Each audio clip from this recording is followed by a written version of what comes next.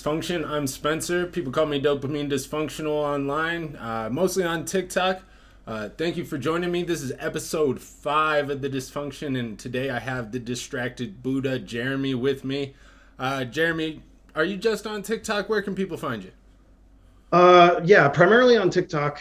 I'm on Instagram under the same handle, Distracted Buddha, but it just never the video aspect of TikTok is what really sucked me in. So that's the only place people need to know. Right, I gotcha. Thank you for coming on to the show. I've been looking forward to this one for a while. It's the first one I've actually scheduled a little bit out, so I'm excited about that. I'm happy about that. That means I have like a pipeline of people coming on to Ready this to go. show. Yeah. So thanks for coming on. Let's start with where I always start. Why don't you tell me about your diagnosis journey and tell me if you have any comorbidities? Sure. I'm just trying to think. There's like two different ways I could start. Really,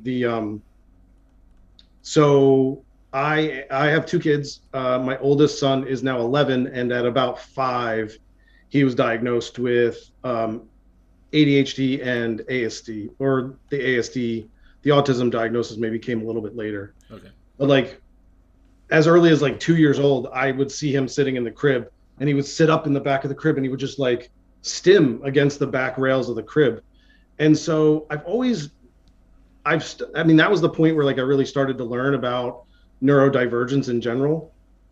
And my story's not unique. Like I've heard this countless times, Right. where the child gets diagnosed, and then as I'm learning about what my son's going through and going to go through, I was like, wait, that's not normal.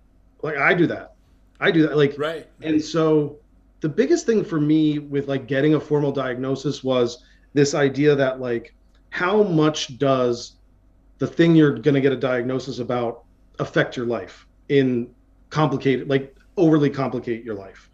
And so like during the pandemic, we got locked down that in that March, and probably by May, I was like, I can't do this. I got 2 kids doing remote school. My wife's trying to work from home, like 4 of us online. We don't have dedicated spaces. And I could feel myself getting distracted and just really overwhelmed.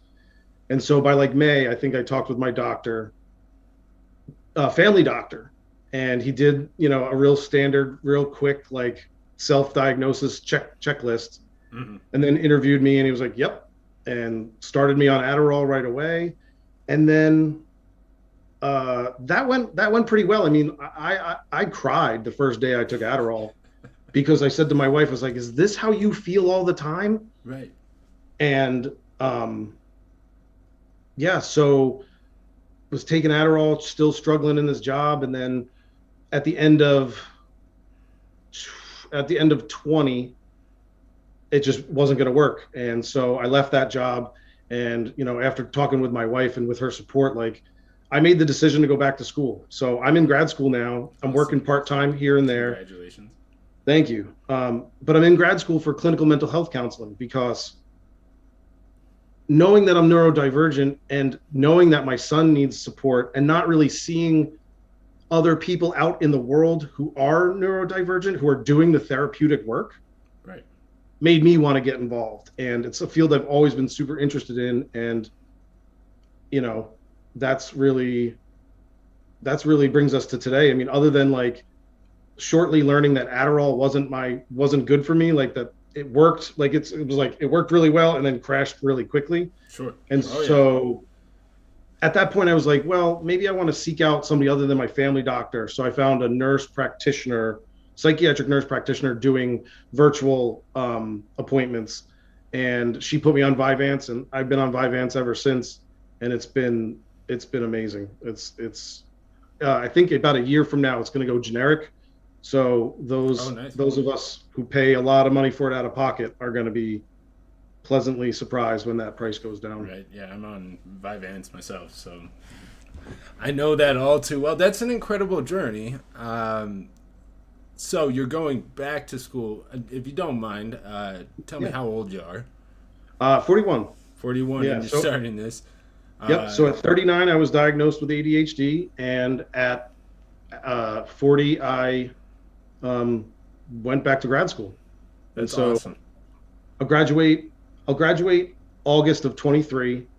But the really scary part is that starting in the fall, I'll be like an intern. So I'll actually be seeing patients, Oh with wow. obviously with like supervision. But come the fall, I'm going to be actually working in the field, which I just learned. Like I just interviewed and I just got accepted to like my top choice. Oh, And I've been, congratulations. thank you. I've been over the moon about it since. That's fantastic. Yeah. So how much? Obviously, your diagnosis and your son's diagnosis have played a big role in you going back to grad school. But how much has that diagnosis helped you in terms of going to school, and the difference between knowing you have ADHD and going to school versus not knowing you have ADHD and going to school? Yeah. I think so. My program's completely online. And so that Oh, brings the same kind of challenges that I was dealing with, while I was trying to work virtually. right. Luckily, it's a little more self-led. So while I've never been good with planners or anything related to, the organization side of executive Surprise, function, surprise. right?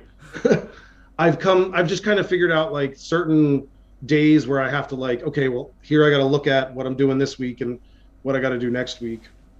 My grad program is pretty cool in a way. So like normally grad school would like semesters would be 14 weeks long. Hmm. But what my school does is they do 7 weeks. They condense it to seven Okay. weeks, then you have a week break, and then you have a 7 week class. So instead of taking two classes per semester at the same time over 14 weeks, I'm taking one class condensed. That's helpful. It's helpful because I don't have to think about the other class Right. and get due dates confused. It's tough because the condensing of it into 7 weeks can be like if you get behind and you forget about a big Oh, assignment, sure. you're really scrambling at the last minute to hit like whatever due dates involved. Right. That's got to take a lot of organization, right? Like, It does, and I think it's taken me about a year, but I'm getting more into the swing of things. yeah. Yeah, that's one thing I always struggled with. And the only thing I found that helped when I was in school was to have like built in study times that I couldn't go anywhere else. I'd like lock myself on campus for like 3 hours because I didn't have anywhere to go because I had two classes and I had that time period. Yeah, And so like that's the only way I could really get any kind of study time because I'd go home. I don't know how you're doing it, all online. Like online classes for me were the biggest struggle I ever had because out of sight, out of mind for us yep, ADHDers. And if you're not like constantly checking your emails or opening your laptop, to find the motivation to even like get the laptop out of the backpack sometimes is a pain in the ass. So I commend you for doing that. Honestly, I don't know like where you would even start, like trying to keep that organized at home. well, I thank you for the compliment, but at the same time, like I have to go back in time to my undergrad days, and it's funny that you mentioned how like you scheduled yourself so that you couldn't go home. That idea is the only way I graduated from undergrad because I went to school for engineering at first because I was really good at taking things apart and putting them back together. Uh-huh. I like mechanically, logically inclined, and I hit a wall with like the math. I Okay. couldn't do linear algebra. Oh, Um, so I switched to like computer science and like then I switched to just like a business degree dealing with like databases and Excel and data sets and stuff like that. But I know a lot of neurodivergent people who are in that field. mhm.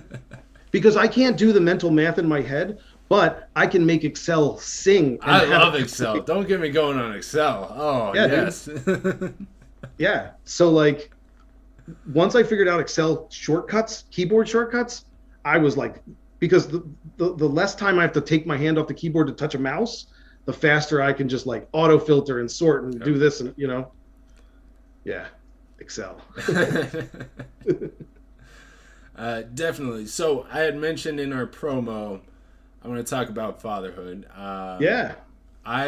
Last Father's Day, I started a hashtag dopamine dads, just because I wanted to like see dads with ADHD just in their element. Like it's not something you get very often. I feel like for whatever reason, dads on this platform with ADHD tend to talk about other things besides fatherhood, which is totally great and fine.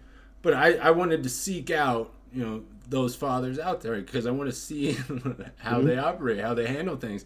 And so when I came across your videos, that was the first thing I gravitated to. Is like you're not afraid to talk about parenting and the struggles you have and ask for Yep. advice and things like that.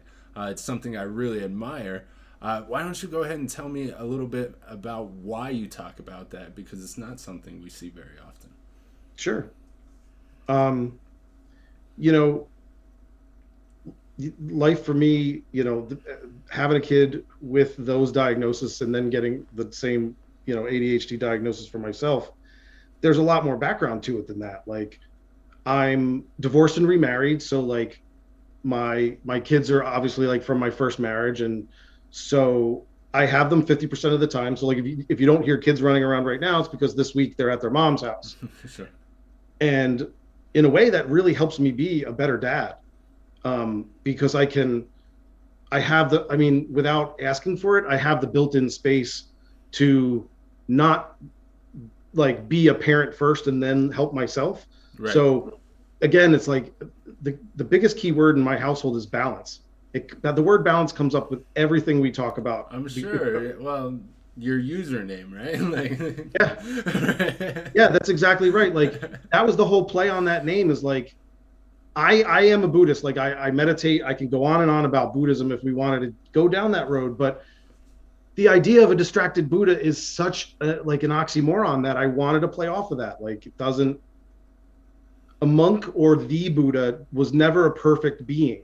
Like monks are not perfect. The Buddha wasn't perfect. Like nothing in that pantheon claims to achieve perfection. We're all flawed human beings. And I wanted to just talk about that. And that's the same reason why I talk about what I talk about on TikTok, because I'm a flawed human being. And beautiful.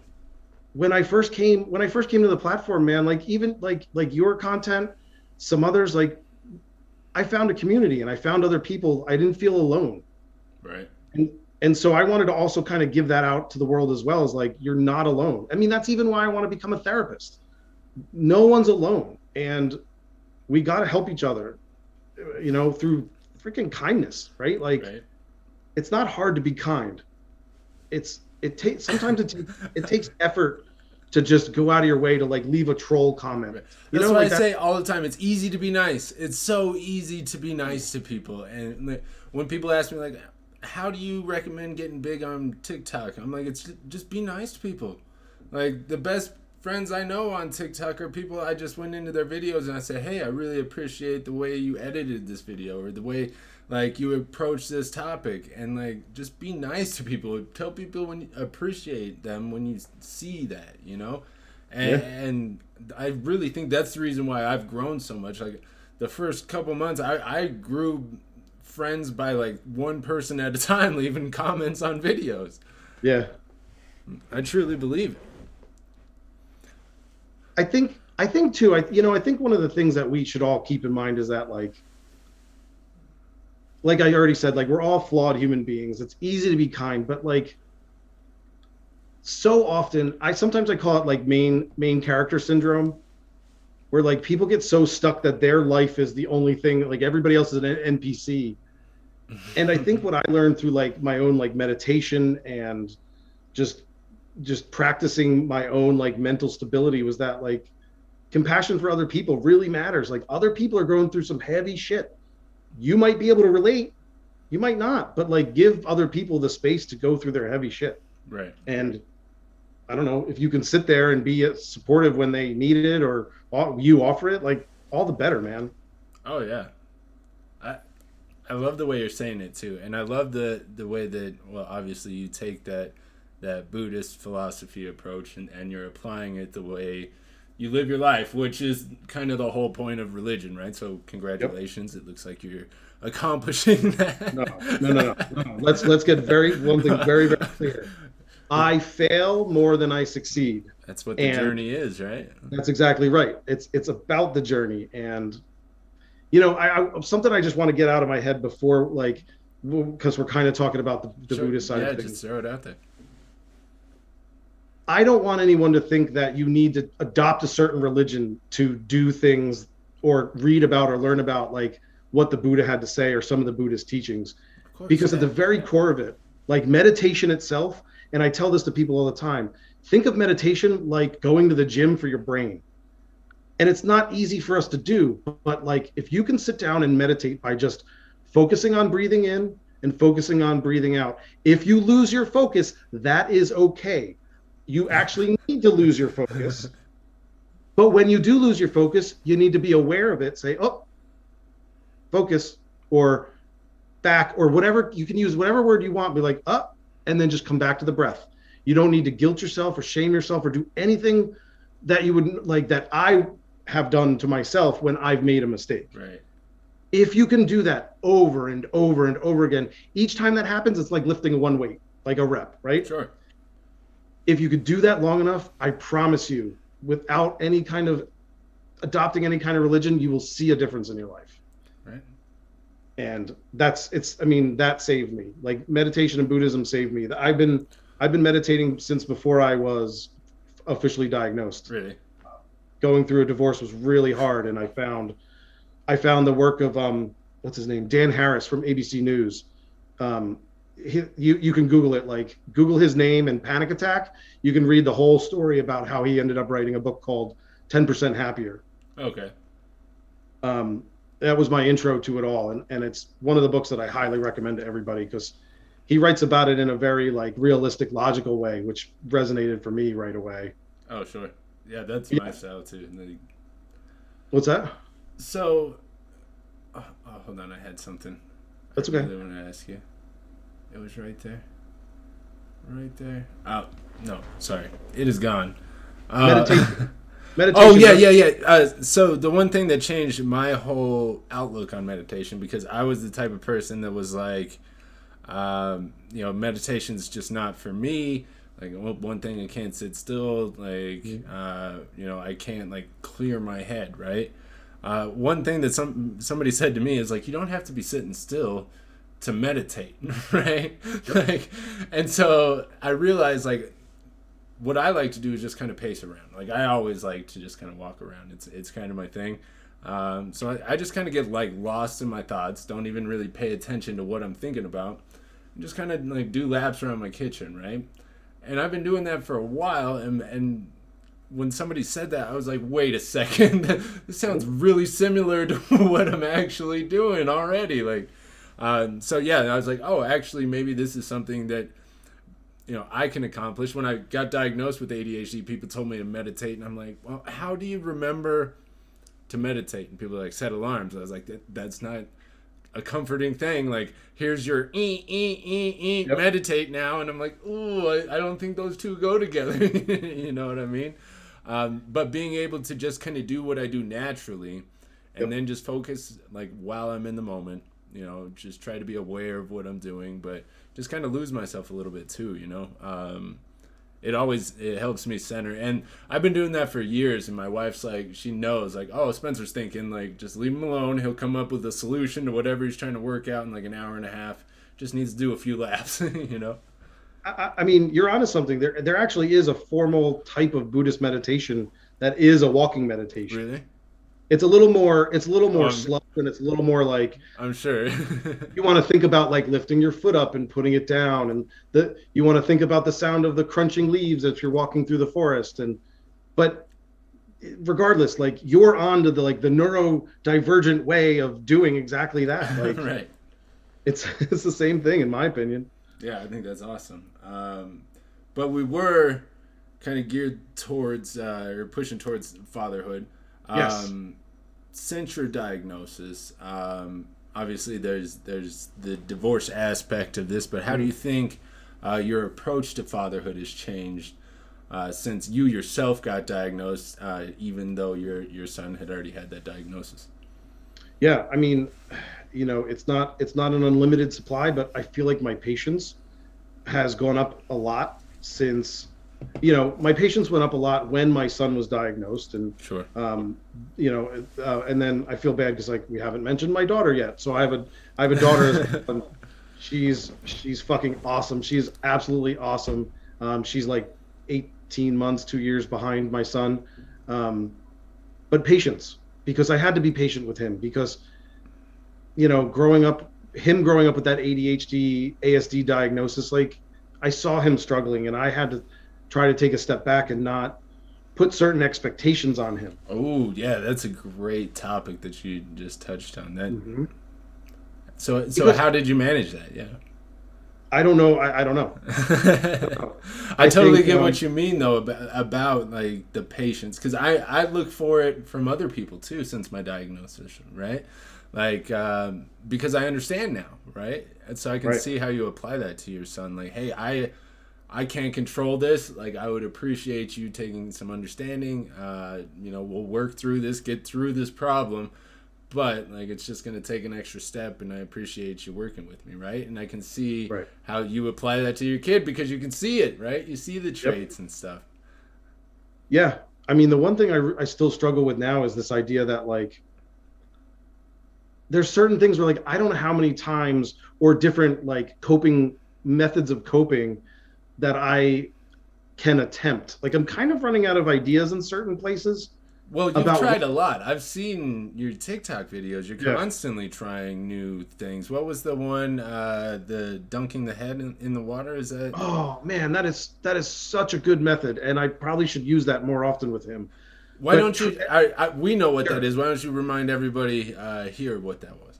sure. So I don't even know how him and I came across it. I think he was having like a sensory moment at home, and it was like really overwhelming him. And um, I really over time you really tune into your kids' nonverbal signs, right? Like Sure. my son's ears will get super beet red, bright red, but he doesn't have the awareness of his own body to know when he's overheated. Okay. And it comes out as anger, it comes out as just frustration. Sure. And so I was familiar with somebody's work doing like take a cold shower every day. I'm like, fuck that, I need a hot shower. But and I started learning the science behind it, like the reason people advocate for cold showers and the reason why I started talking about just dunking your face into cold water is that you're tricking your brain to I think it's like it does something where it triggers your brain's dive response. So your brain's like, okay, we're going to dive underwater. And what happens is, I could be wrong on this, so somebody Google it afterwards, like double check me. But my understanding is not that a doctor yet. Right? yeah, We're gonna put that. I'm a student. I think I know what I'm doing, but I barely have scratched the surface. But this dive response will constrict your like blood vessels in your arms and your legs, and so it'll pull a lot of the volume of your blood into the core of your body, and somehow that helps with self-regulation and with the ability to come down from that like point of overload. Right. So the TikTok you're referring to was just me having like him and we would dunk our heads, just like we had a big IKEA mixing bowl and I fill it up with ice and water and just your face, just enough to put this much into the water, and it's amazing. It's instantly you come out of that water feeling different. Right. Well, first it was an adorable video, and then second, how much of that do you think is like the door frame effect? Like when with ADHD, you walk into a different room and suddenly poof, you don't remember where you are, what you're doing in the room, right? Yeah. How much? I have a theory that we do that emotionally too. Where like we get distracted by something else immediately and we just stop feeling anger or as angry, like almost immediately. How much of that do you think is like just that, like that The shock helps value. you? Yeah, exactly. Yeah. It changes all the perspective that you have, and you can kind of reframe your mindset, reorient yourself. Do you think that plays anything into that approach at all? Yes. Man, that's awesome. I love that. I love that side of it. Yeah, like it's just the same idea as taking a cold shower, I would think. Right. Like or showers in general. I mean, like I was shocked after being on TikTok long enough about the people with ADHD that like hate showering Mm-hmm. because the shower is my happy place Oh because yeah, there's me too. no stimulation. It's just the water Right. feels good. It's very grounding. It's constant noise. It's a thing of beauty. I use it Uh, as a transition point to kind of like mm, start my day. So if I don't shower during the day, like I don't really get anything done. It's like really important for me. And some days after I shower and I'm still not feeling it, I'll go take another shower. oh, And that's nice. helped me before, just kind of like reset. Talk about framework like we were just talking Yeah. about. That's big for me. I'm not like major on routines, but I'm big on transitions to like kind of change my mindset before I do something. Now, when you're in the shower, do you because you're not Twan, like you don't usually do videos in the shower. I've done a few, yeah, but I'm not known for it, right? Thank goodness. What do you do with the good ideas that you have in the shower? Oh, I just let them drift away. I've uh, I'm under the firm belief that there's endless opportunities out in front of me, right? Like Okay. I never know what's going to happen tomorrow. Yes. So one thing about my ADHD diagnosis is I've made peace with a lot of stuff that I just can't control, right? I'm not the type of person that like writes notes on my fridge, because I would rather just not have the mental or the visual clutter. Right. Um, but some people need that visual reminder. I'd rather just not know what's in my fridge. Like, you know what I mean? Like, there's some things I'd just rather sacrifice, that are Right. worth it for me. And that's one thing I've really loved about my diagnosis is I've been able to identify my weaknesses, two, become comfortable with them, and three, work and find a system that works with those, so I don't have to like carry any guilt or shame about it, and I can just kind of move on, right? And that's the beauty is that I feel like each one of us who has this diagnosis, who wants to contribute what works for them, like there's no one way to do this. Why aren't we throwing everything against the wall so that others can learn from what we're doing? Right. And if something resonates with you and you try it and it works for you, great. If you try it, it doesn't work, fine, that's fine too. But like the more crazy creative ideas we can come up with to just work through each day, I just feel like at some point everybody's going to get the help that they need. Right. Yeah, I totally agree with that. That's one of the big things is like I I make TikToks. I always say like to find the next undiagnosed ADHD person, right? Because I'm grateful I stumbled across this community, and now that I have, how could I not talk about my life in hopes of finding the next person? Because it was so groundbreaking, earth shattering for me. Like over the last 12 months that I've been diagnosed, my whole life has totally shifted.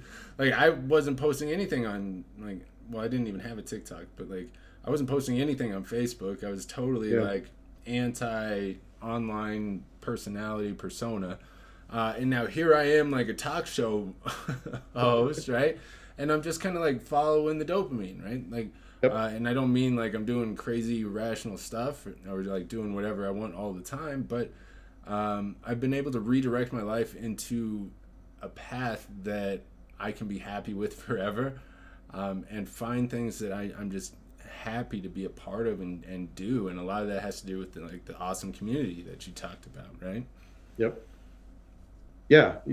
Like you said, you don't mind if a great idea kind of leaves your head as you're in the shower and you've coped with that. And like it used to drive me insane because I'd get out, I'd be combing my hair like 1 minute after I'm out of the shower. I'm like, shit, what was that? And I actually went to the point where like I think I did a video about it, but like the aqua notes, like I have Oh waterproof notes yeah.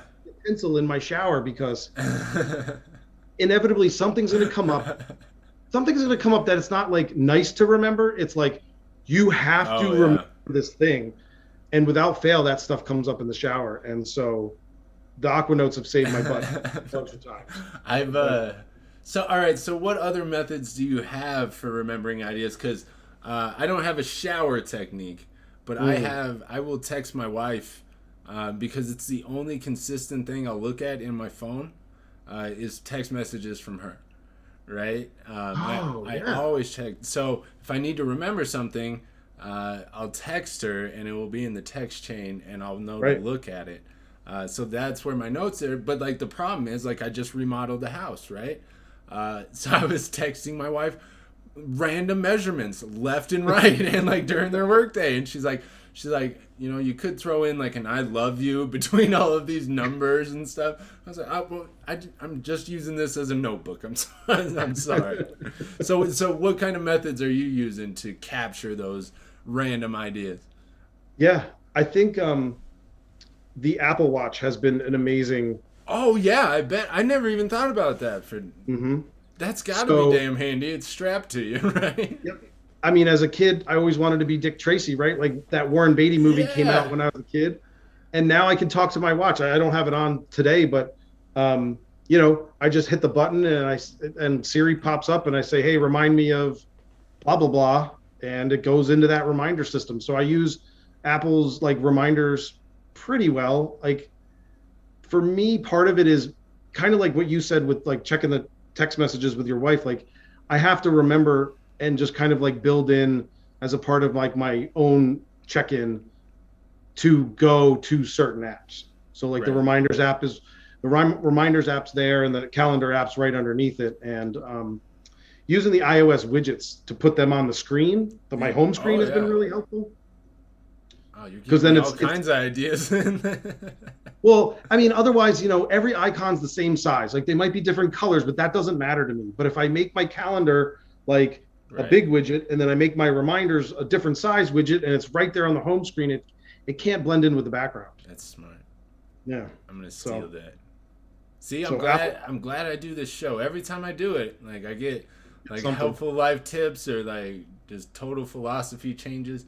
Yep. Uh, The other thing on the Apple Watch that is super super important that at first didn't know it had this feature because my cheap watch has this feature where the Apple Watch you can set it to beep and or vibrate at the top of every hour. oh, okay.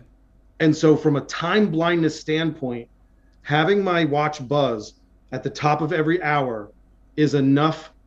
Like I could accidentally waste 60 minutes, but it's really hard for me to waste more than 60 minutes on something unless I'm choosing to. Right.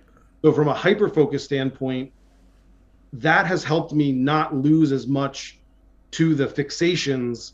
And it's like, okay, shit, it's like, it's whatever, 8 o'clock already. I got to go do blah, blah, blah. So it's that physical sensation that's just enough I to love bring that you it back. used the hyperfocus reference with time blindness, though, Mm-hmm. because that is those two go hand in hand, and a lot of people don't really talk about that combination, right? Like, but that's a huge problem for me. Like, I did 16 hours of jackhammering straight. I No, don't recommend it. no. It hurt me physically to Mm-hmm. do that, and I just kind of lost track of it. Right, I lost track of my like physical awareness too. Right, I just got Yep. so engrossed in this one task. But yeah, that's great that you talk about that. Like, I want to hear more about like one, your like how you think about hyperfocus, right? Like, because everybody thinks about hyperfocus a little bit differently. So I love your perspective on it. Okay. One thing that I don't think a lot of people know about me, this is a little bit of an aside, but something I definitely wanted to talk with you about. It's this idea that like I've watched your videos, you were remodeling your bathroom, right? And like the first house I ever bought, I gutted to the studs. And I spent like a year living with my ex in-laws. I was living with them, I'd work my full-time job, and then I'd go to that house and do something, Right. right? So you want to talk about like hyper focus and losing time?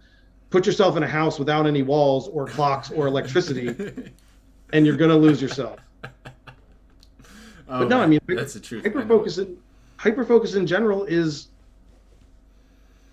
man, I almost hesitate to call it a good thing.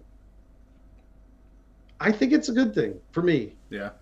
um, because I'm really proud of who I am, and I am who I am because of a lifetime of being undiagnosed, but also having hyper focus. Right.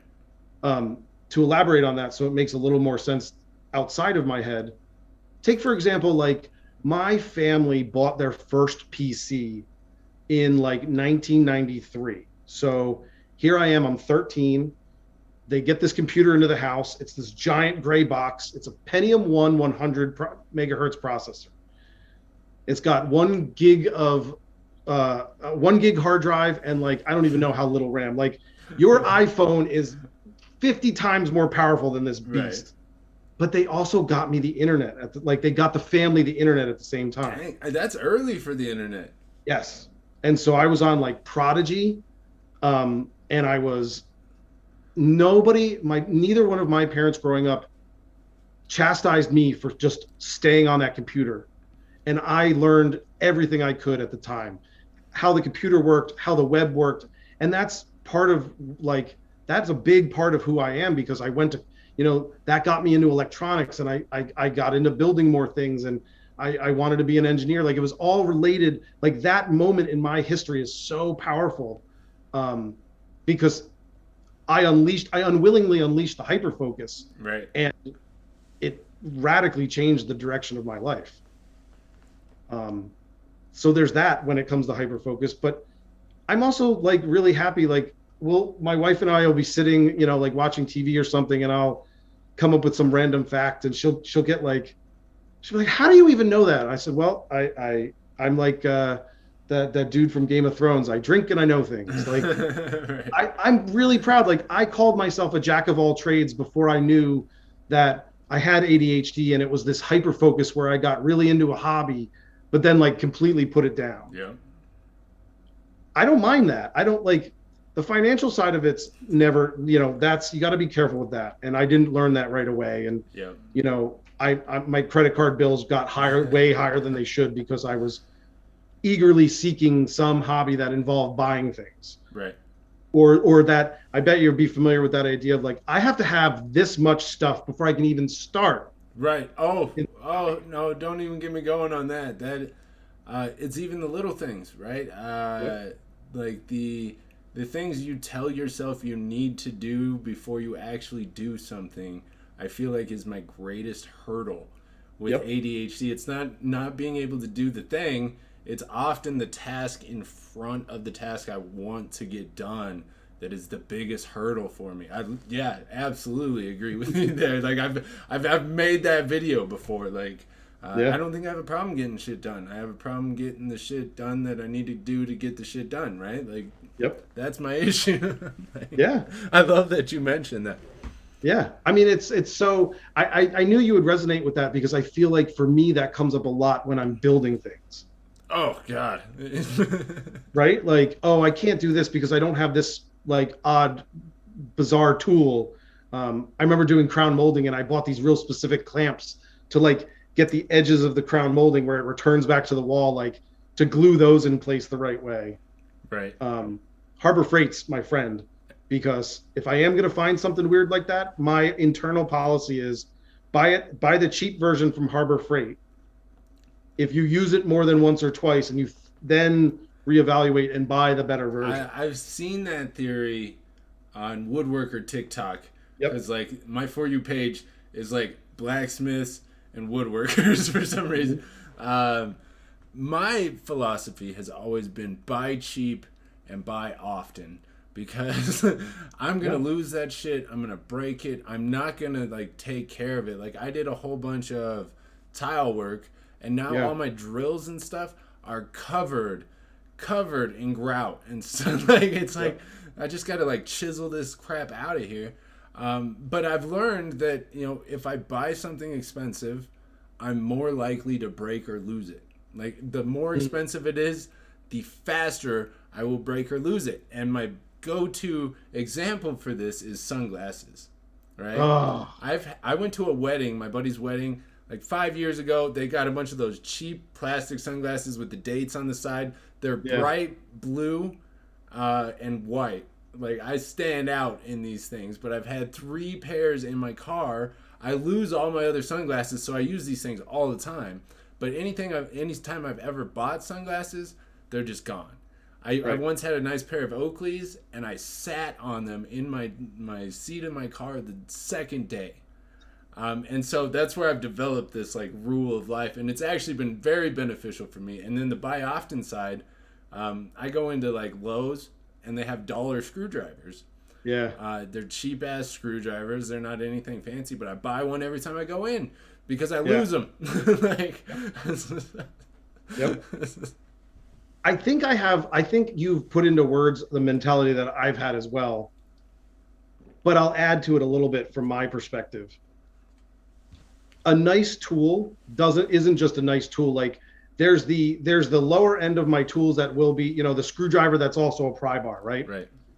But then there's like also the nice tools. And like for screwdrivers, I have some tools that were my great grandfather's, and they're not nice, but they have sentimental value. So I either have my daily tools or I have tools that are so holy to me that I will always it's that sentimental value.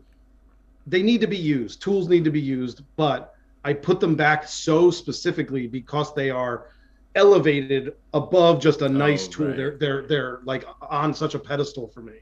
Right. That I do buy some nice tools, but because sometimes they've reached that holy status. Right. Do you have to do any kind of justification in your head to buy something expensive like that? Sometimes. I think a lot of the times though, when people ask me like, "Oh, what do you want for Christmas?" or "What do you want for your birthday?" I'll always ask for a specific like expensive thing because there's no guilt, right? There's no guilt with like getting it as a present. But yeah, like if I'm ready to move on from the Harbor Freight version of something, like I'll do enough of the like analytical work to make sure I'm getting a decent price. Right. Using the best coupon. That's often my justification too. Is like, hey, I've done the research. This is the best product I can get for this price. And that's kind of what I mean for that. Like, I always have to have like a reason behind. I can't just be like, hey, I'm gonna buy this because I'm a grown person and I want to own this, right? I always have to be like, oh, I'm gonna use this here and it'll be great over here. Like, and I just can't be like, oh, I just want to buy that Boba Fett helmet and just wear it around my kitchen. Like I can't do it. Like I can't bring myself to do that kind of stuff. I stay away from that a lot because I'm running out of room. Like. I don't like, in my house, the house itself is a shared space, and I let my wife do a lot of the decorating because she's really good at it. Yeah. And otherwise, it would be like my Funko Pop collection sitting on the like bookshelves in the living room. I got Funko Pops on my bookshelf behind me, so I feel a little called out. But okay. No. But are you in like your office? Yeah, this room is my room. Like it doesn't. And that's like this and that's where my head was at. My garage, like if you look at my TikTok videos, if you notice I'm in my garage, it's because my garage equals my brain in a physical manifestation.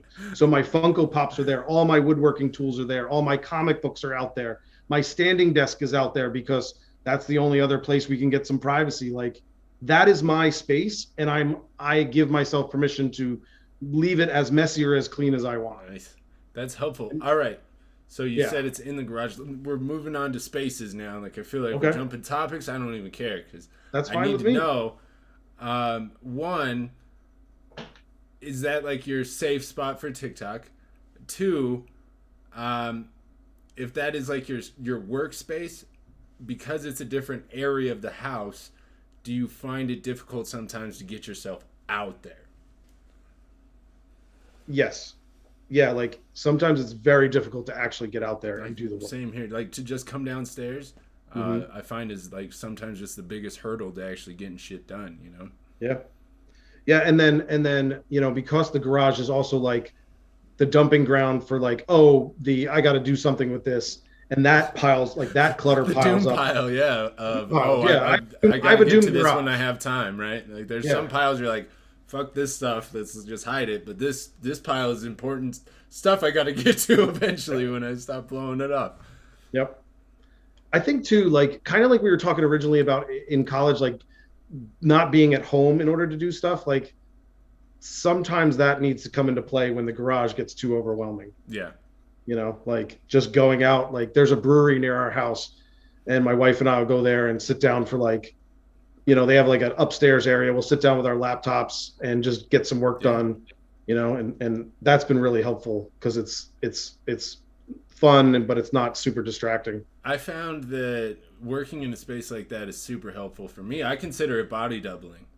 Yes. Just group body doubling. I've done that quite a bit, and I've done that before I was even diagnosed. I've liked working in those spaces a lot because there's just a little bit enough of like a distraction going on around me that I can mute it all out, right? Like none of it matters, but I'm able to just focus on what I'm working on. Yeah. Yeah. The body doubling aspect is a great point because that was never something that I knew. Like I didn't. That's a newer term to me. Right. And it's sometimes it just happens organically. Uh, because my wife and I will both like, one night she'll be like, oh, I got to do some extra work. It's like, oh, I got to do some schoolwork. So we just sit down and, we're physically present with each other, but we're just kind of hanging out and, each getting our own thing done. So it's always been interesting to me, like looking back on my relationship since I was diagnosed. But like, one thing I've always done is like we've done like Saturday morning like cleaning of the house. Like we've tried to keep the house clean every Saturday morning, just trying to knock it out. But I'll sit around like all Saturday morning if you let me, right? But as soon as I see my wife like do anything, I'm like, oh, it's Saturday morning cleaning time. Like, let's go do it, right? And a lot of that is just like I didn't know it was body doubling, right? I never pieced it together. Well, obviously, I didn't even know what body doubling was, right? But looking back on it, that's exactly what that was. Is I just needed to see somebody else or have somebody else there doing it with me, and like we clean the house together most of the time, and we've always done that. And my wife's neurotypical, but for me, it's always been like, okay, this is time to clean now. Like I can see like she's vacuuming over here, I'm going to be doing the dishes over here, right? And it's always been more beneficial to me. And like, do you guys have like that same thing, or do you have like a set schedule? Like you're not one of those people who have like a chore schedule, right? No. Is that a thing? Like we tried that growing up. That didn't work for my family. No. I think for my kids, what I've tried to do has been to have like, so I would take like a piece of paper, print out like a checklist for the morning and a checklist for the night, laminate it and give them like literally hang it next to their door. Because like my son, like, sometimes he would forget to go to the bathroom before going to bed, like that sort of thing. Or, right. So I kept it real simple. Like go to the bathroom, brush your teeth, take your medicine. And something I'm struggling with now is that like no amount of visual or audible like repetition gets these like nighttime or morning routines to sink in. And I had this idea that I'm not ready to, like, I don't know how to put it into production, but it's this idea that like I want to do that same checklist, but I want to print it on like a pad where you can rip off the top page. And I want every page to be a different color so that you're not always letting the blue paper blend into the background. Right. But I want it to be like disposable, or like, hey bud, go do your nighttime routine and make sure you bring me your paper so that I know everything's done. Right. So like ripping that off and giving it to me, I'm trying to instill in my kids that like, I'm not brushing my teeth at the same time, but I'm the body double helping you. Right. So I do that with, so that's an idea that I'm like still pursuing. I think that's super interesting. So like you mentioned routine, like my son, every single morning, he'll get ready, he'll get dressed, and he'll come downstairs without socks on. And I'm like, dude, you gotta go get socks. I'll remind him, like, hey, when you come downstairs, grab some socks. You don't even have to put them on, just grab them. Like, we'll put them on downstairs. Without fail, every single morning, he's coming downstairs looking cute as hell. No socks on his feet, no socks in hand. And it's like, I don't even know what to do. Like, at this point, I would literally just have to just grab the socks every morning, shove it in his hand. So take that and kind of like hypothetically play it out, right? Like in your morning routine, he doesn't have socks on, but you don't say anything. Do you think he would like put his shoes on and not notice? No. Do you think No. Right. So, because that's one of the things that like I kind of ran into the same problem. Like my son would leave the house for school without his backpack. Okay. And so if there's time in the morning, and usually there is, but the time blindness, I'm barely getting them to school on time. Sometimes I'll leave the house, we'll get in the car, because like my kids don't bus to school, I have to drive them. Yeah, same. I'll drive down the street and I'll start talking about like, oh, Ada, I'll tell my daughter like, hey, did you pack your lunch, or do you have your water bottle? And I'll wait to see if he says something, knowing that I can turn around the block and come back. And trying to get that to like help it sink in for him, like my own like cell phone wallet keys. Do I have those? Okay, I can leave the house. Pat every time you leave. Yeah. How do you teach the pat down to a kid when he doesn't remember to put his backpack on? Like, I think it really all just boils down to repetition and letting the child, like letting a kid struggle within a safety net. Because like, think about it, like how easy is it for us as parents to do the thing for the kid? Right. Because that's where I struggle with my kids is I'm constantly, and a part of that is like, I'm a huge fan of efficiency. Right, and children are not. You know what I mean? But yeah, continue. Sorry, I didn't mean to interrupt, but I totally understand. No worries. No, I'm glad somebody else kind of thinks along those same lines. I'm a big proponent in letting my kids struggle, or at least they think they're struggling. Maybe that's a better way to put it. Right. I'm aware. I'm very aware of what's going on. But I'm not just going to do the thing or say the thing as a reminder to get them to change their way of being. I'm constantly struggling for ways for them to get to like realize it for themselves, because I think that's the only way it sinks in. Right. Yeah. Well, and part of that is like, for me, I always have to conceptually understand like the entire process. That we talk about like top down thinking. That's huge for me.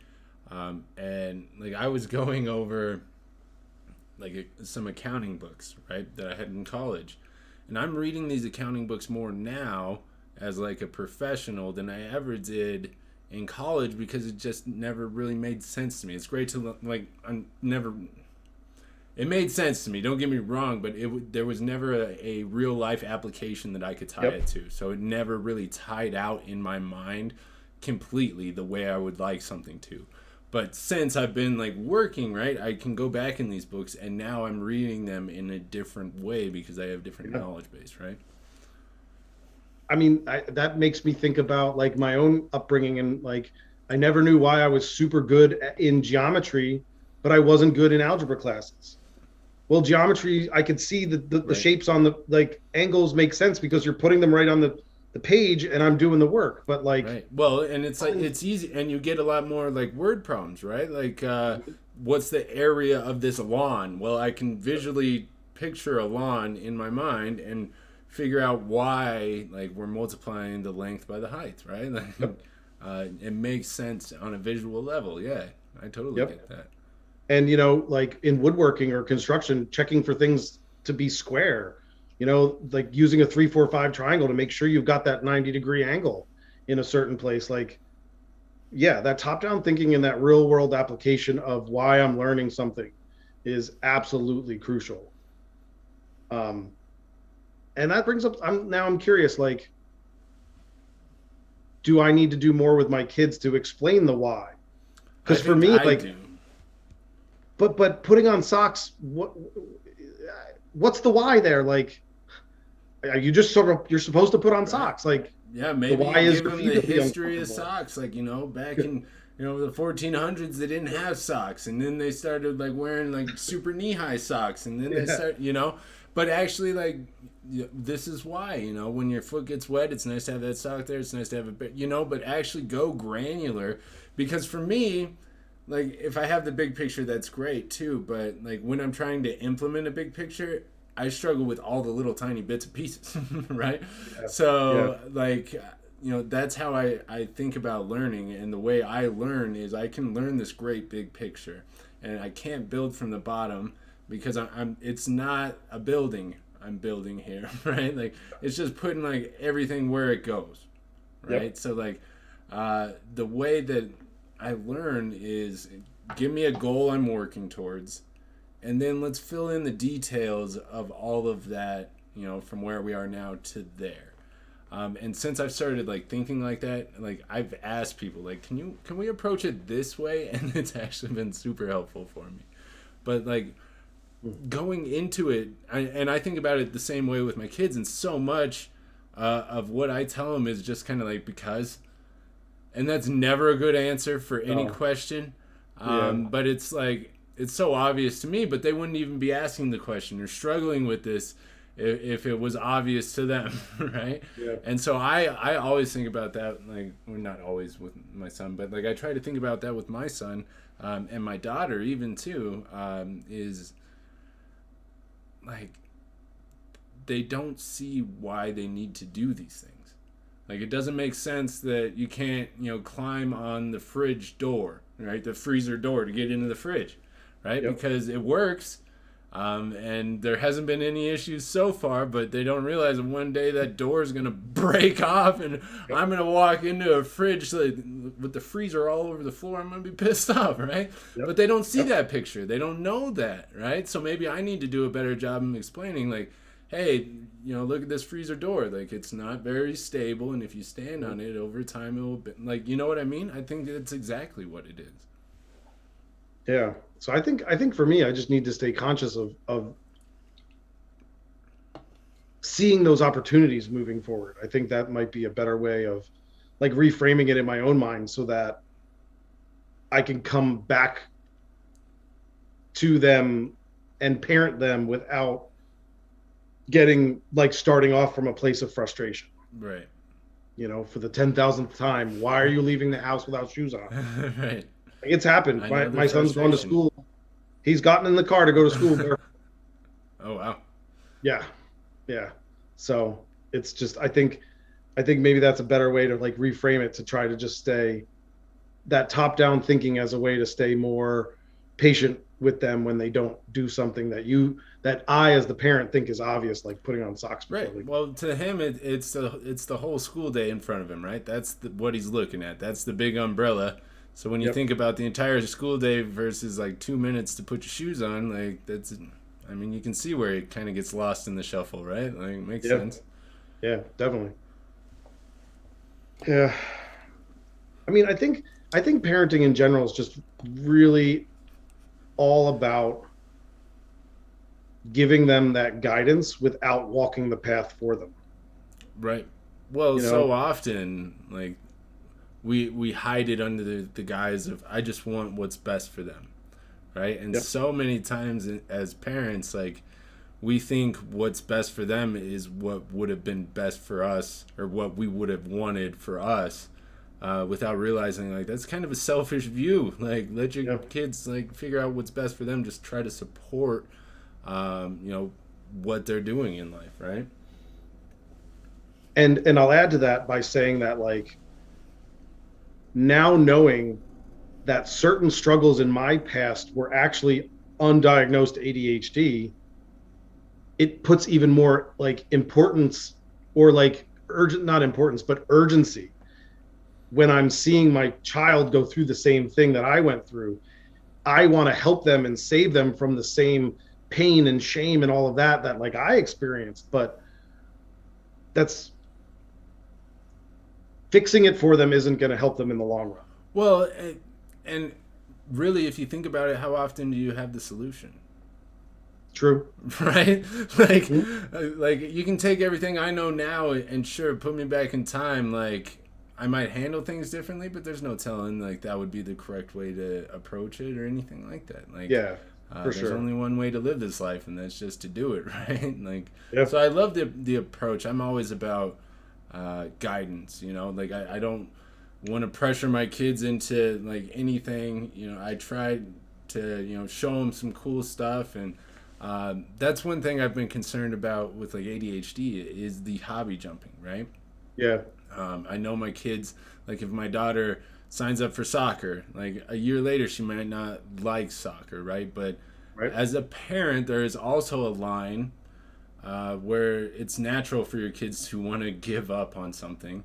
and you're meant to encourage and push and motivate and maybe push against some of the things that they want to do, and that it is actually a life building moment for them, or a life changing experience for them. And sometimes that's good for them, right? So I try to I worry about that balance, right? And like, where do you find the common ground, especially as a neurodivergent parent? Yeah. Yeah. That's what it's all about. Like, I love that you said balance early on. I know it's heavy in Buddhist philosophy, but it's something I also incorporate a lot into my own understanding of ADHD. So yeah, it's because the amount of times you can find yourself talking about a topic, like if we're at the dinner table sitting down to eat together and we're talking about why do I need to eat these vegetables? It's like, well, balance, right? Like you can't just eat cookies all day. We all want to, but you can't. right. And you can't because you need balance and you need minerals and blah, blah, blah, blah, blah. And like I'll sit down and go into the science of why healthy eating is important.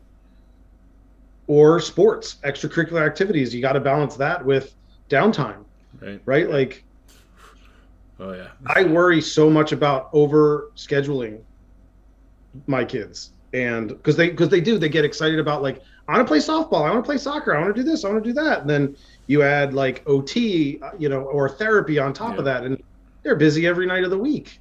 Right. So where's the downtime?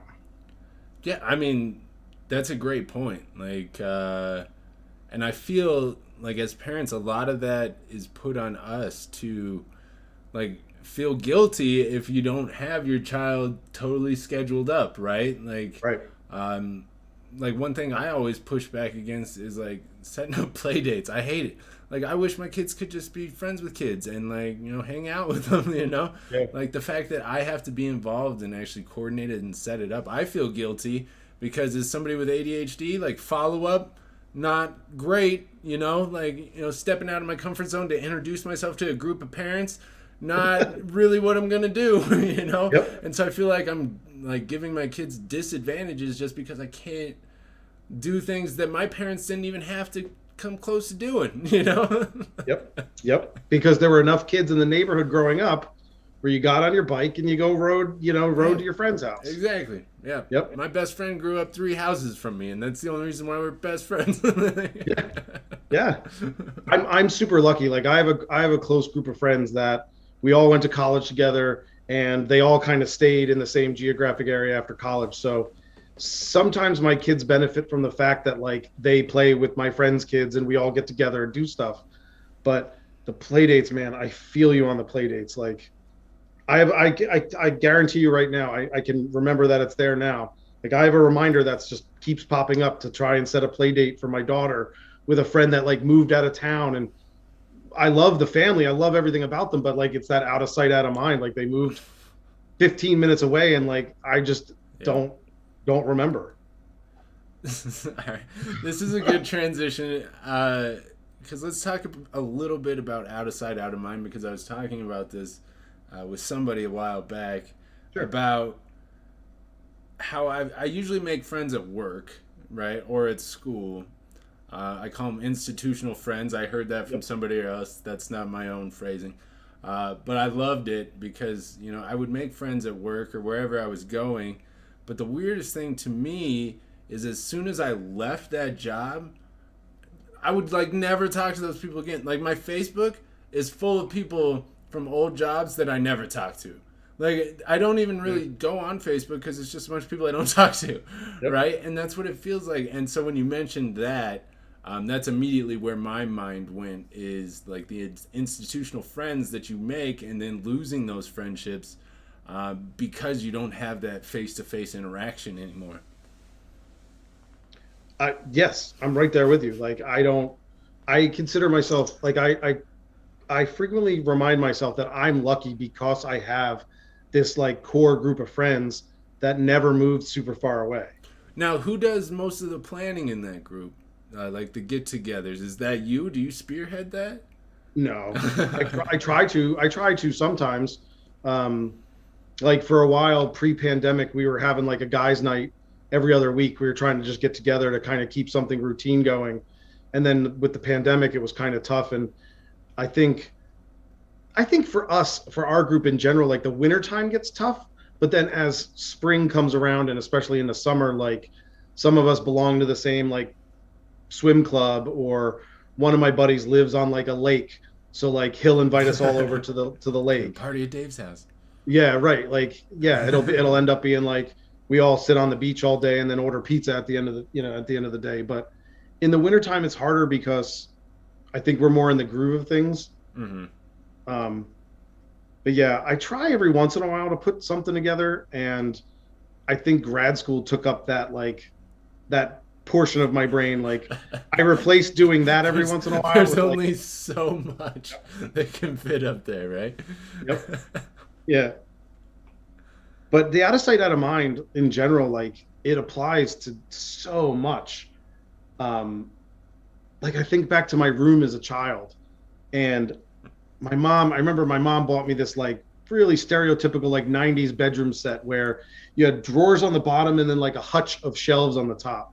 Oh yeah. Was it the honey oak ones? Oh, the honey oak. Yes, it was the Yeah, honey oak. It nice. had gold accents. Yeah, nice. Yeah. But I filled the shelves with physical objects.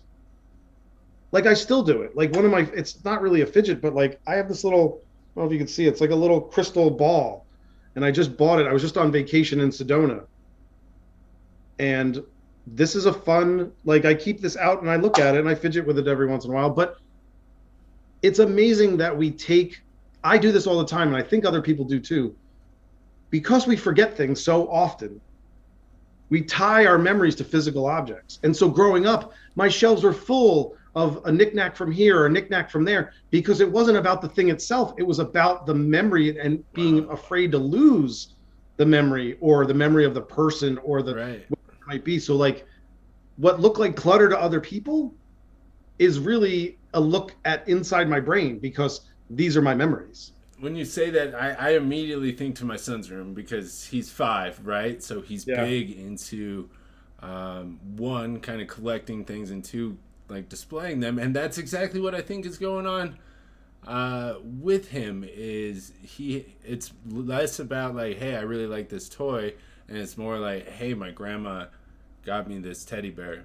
Yep. And that's, I like that you said that. Like that totally changes the way I think about like the way he approaches his toys and the way he wants to like bring them everywhere and like kind of carry them around. It's not the toy, right? It's that It's connection. It's Yep, it's exactly. Yeah, it's super interesting because I was the same way. I was big into collecting things that people thought were a little bit like weird, and it's like, well, I really like this for this reason. Yeah. And it's usually something that, yeah, you're exactly right. It's sentimental. Like I have like a Broncos jersey or a Broncos shirt that doesn't fit me. I don't think it's ever fit me, but it's a small, and I've had it like my whole life, right? And I keep it, like I don't even look at it, right? I just have it in my closet, and I keep it just because like I'm pretty sure it's the oldest thing I actually own, Okay. right? And so like I feel like it's just like a part of my life, like I need to hang on to just because of that sentimental reason. Like I think I've had this since I was like 3 years old, Right. you know. Right. And so like I think I need to hang on to it, even though I don't look at it. I can't even remember wearing it in my entire lifetime. But yeah, just like that emotional side. So I totally get that tie-in as well. Well, and I know we joke about doom boxes, but I had the opportunity to bring in someone that was going to help me like reorganize, like redesign the closets Uh-huh. in the bedrooms at the house. And one of the ideas that she introduced me to was a memory box. And it's like this specific thing, it's this size, and if you want to keep something like that as a memory, as a memento, you could put it in the memory box.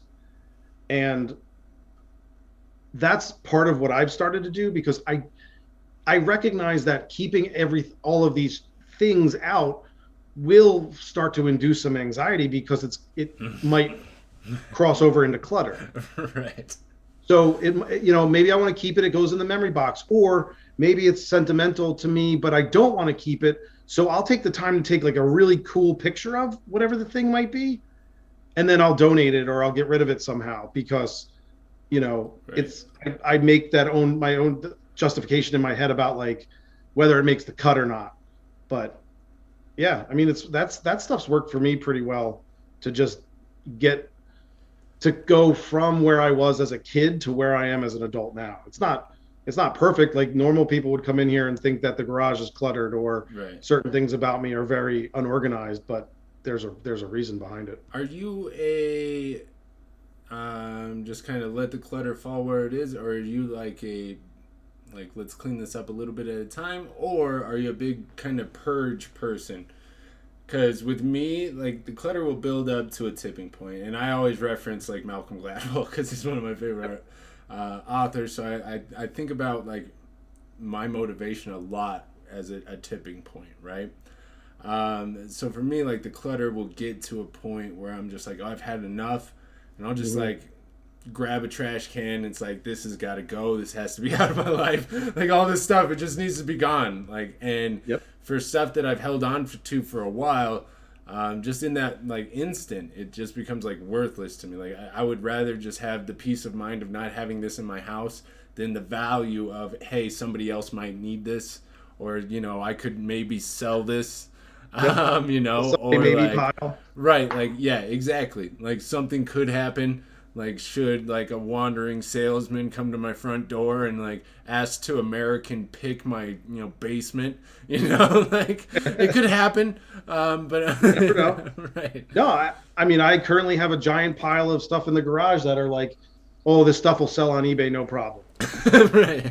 And it's like, when am I going to take the photos of I've it? got When am I gonna baby actually stuff. install it? Baby stuff. Like my daughter's 2.5. I got like infant stuff that I just need to like take pictures of and put on Facebook Marketplace because somebody needs it and somebody can buy it. When in reality, I just need to donate it and get like the mental peace I would have from it just being gone is worth whatever I would get for So to answer your original question, like, it. Sorry.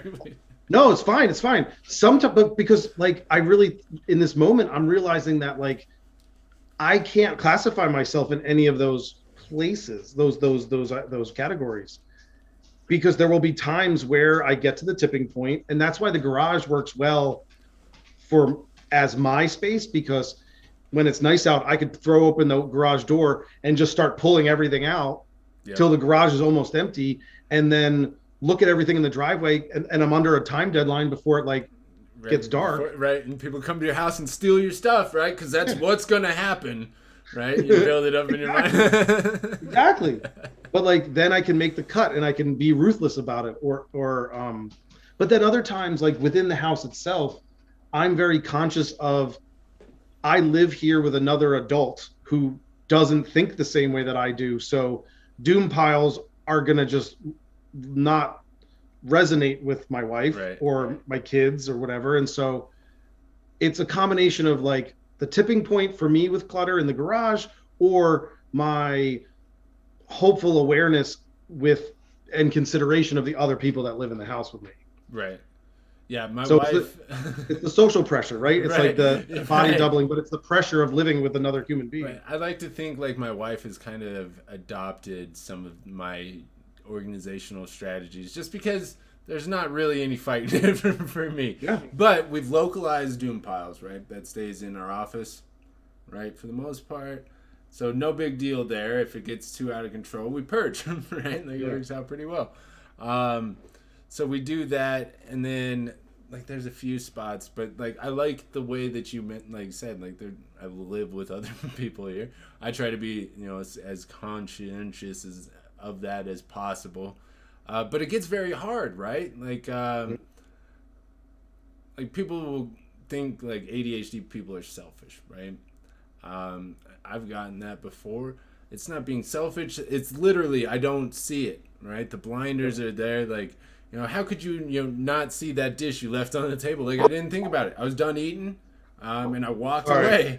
No, you're good. I have two very old dogs, and when they see a cat outside, they go absolutely apeshit. Meanwhile, like they sleep on the couch, like literally they've been next to me for this entire time. Right. Sorry. So, back up a second. So. If I heard you right, it was this idea that like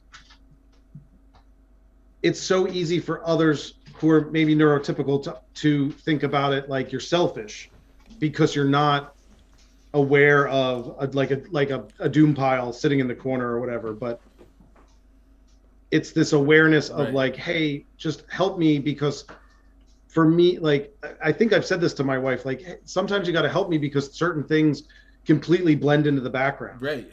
And I don't mean for that to happen, but and I think she does a decent job of it. Like sometimes she'll, when she's like maybe picking up certain things around the house, she'll say like put them on the steps, right? I feel like it's something that she thinks needs to go Yeah. upstairs. Yeah. Um, so that works. Like I think that works between the two of us pretty well. Um, but yeah, I'm constantly worried about I mean, even with the out of sight, out of mind with friends, like God, I've come to the point where I have started to tell my friends, like, please don't think I care any less about you because I haven't talked to you in a week or two Right. or Oh man. more. But it's like, I just, you're not, you're not across the hall from me anymore in the dorm. So Right. like, I'm less likely to go and remember to like that you exist. So one thing I've actually started doing, and I got like Google Tasks. It's just a Mm-hmm. task list, um, but you can tie it into your calendar. So I set reminders to text people, Oh, and it's just a checklist task that you can check off, and that's that's been very helpful for me. A lot of that has to do with work, uh, but most people can remember to text somebody, right? But like for me, I need that yeah. reminder. I wish I could schedule text messages.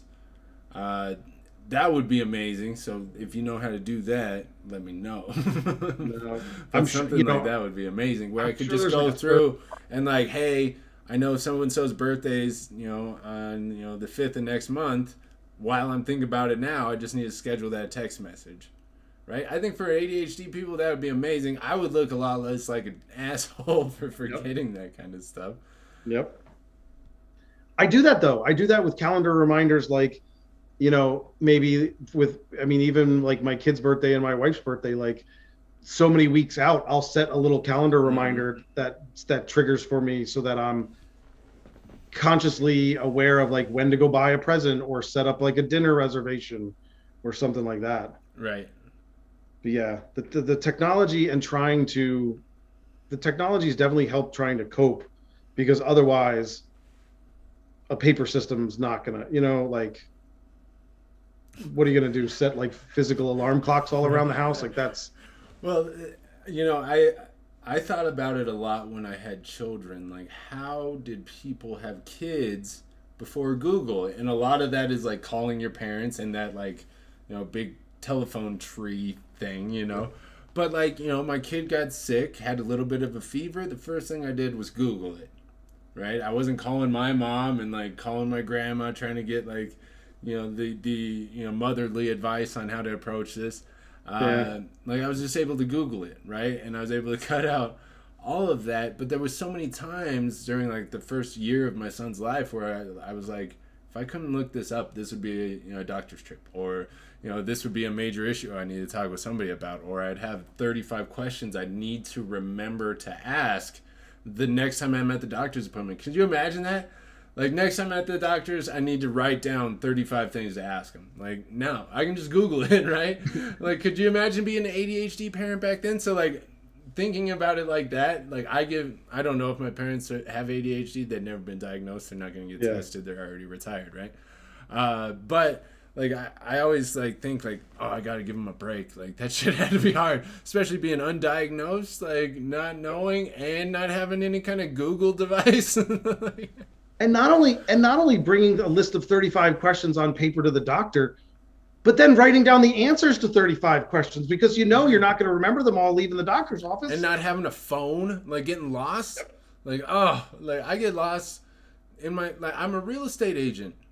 I Yeah. get lost all the time. I have to see the mountains. They have to be west of me, or else I'm fucked, right? Yeah. But so much of that is like a lot of that mental imaging, right? Like I have to see a map in my head, and that's how I have to orient myself. I just can't like no, I got to take 4 rights and then a left to get to where I'm Yep. going, right?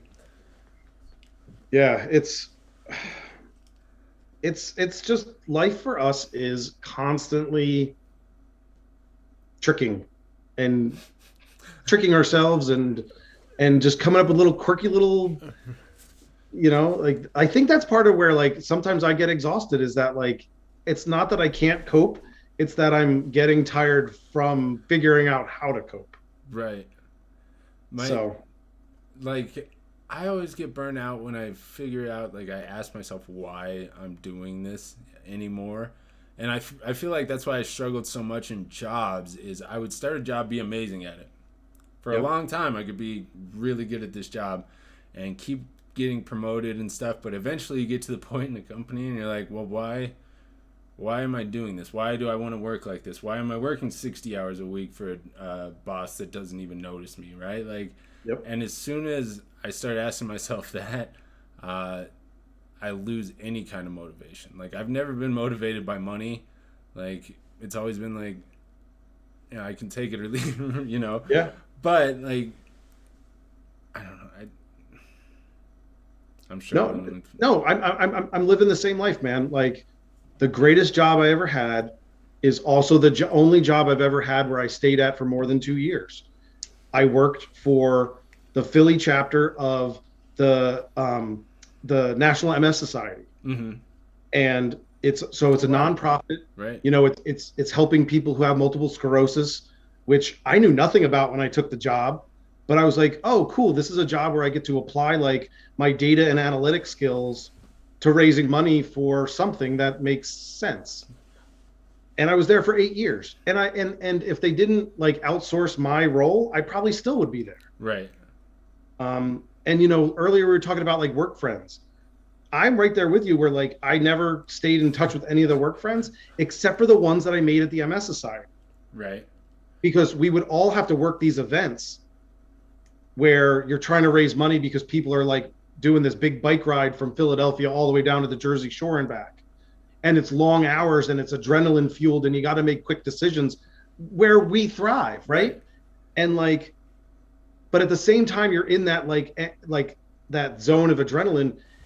There are other people there with you, and the bond that we developed. Like when my wife and I got married, I had a whole like 15-person part of my guest list was 15 friends Right. I'm still friends with from the MS Society. So why was I even talking about that? Because we're talking about how easy it is to kind of lose those friendships, but it sounds like you were able to develop more of a deeper Yeah, connection because of the type of work that you were doing there, right? Like, so it was yeah, a different kind of bond. yeah. Oh, and you were talking about how like money was never the motivating factor for you.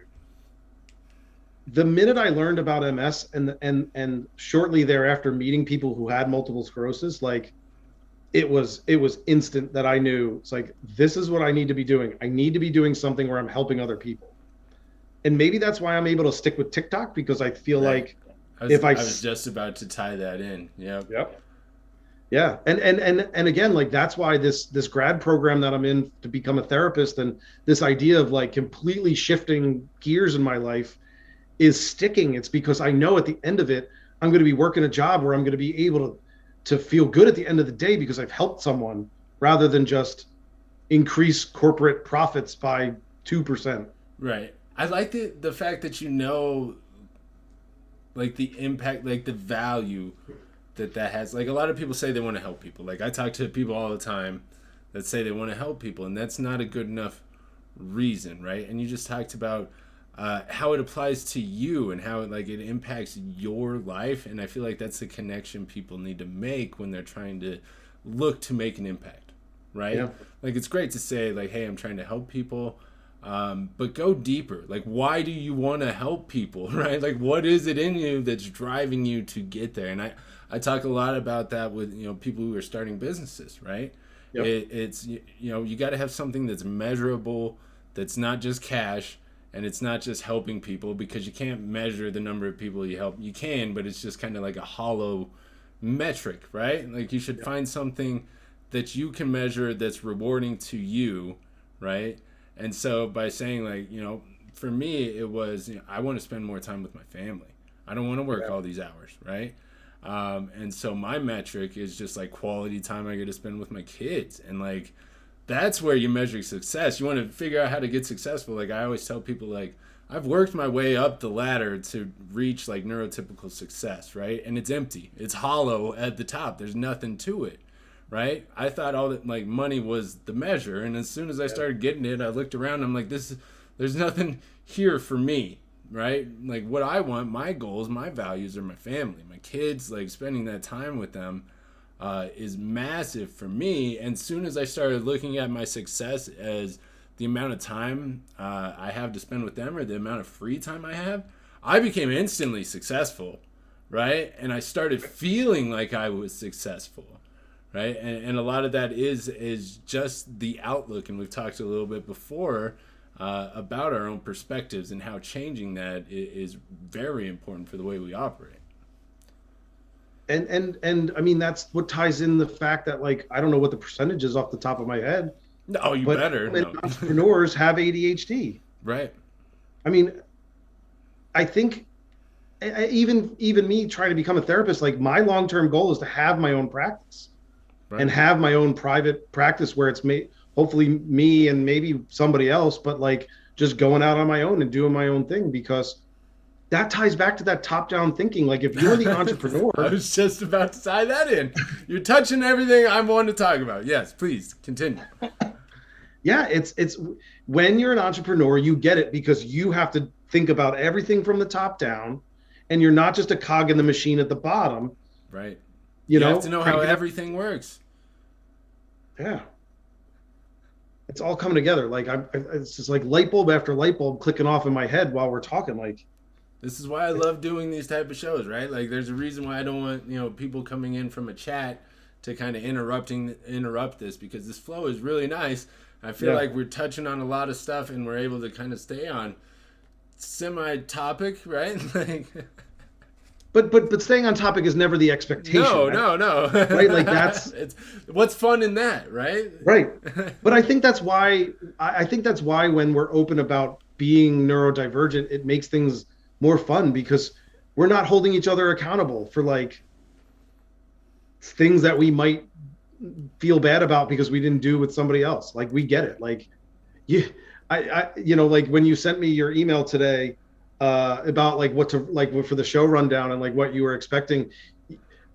The folks at home don't know, but we already talked about it. But like it came in my email, said no subject. And like I would feel really like if I did that at work in the corporate setting, I'd be like, oh man, I'm so silly.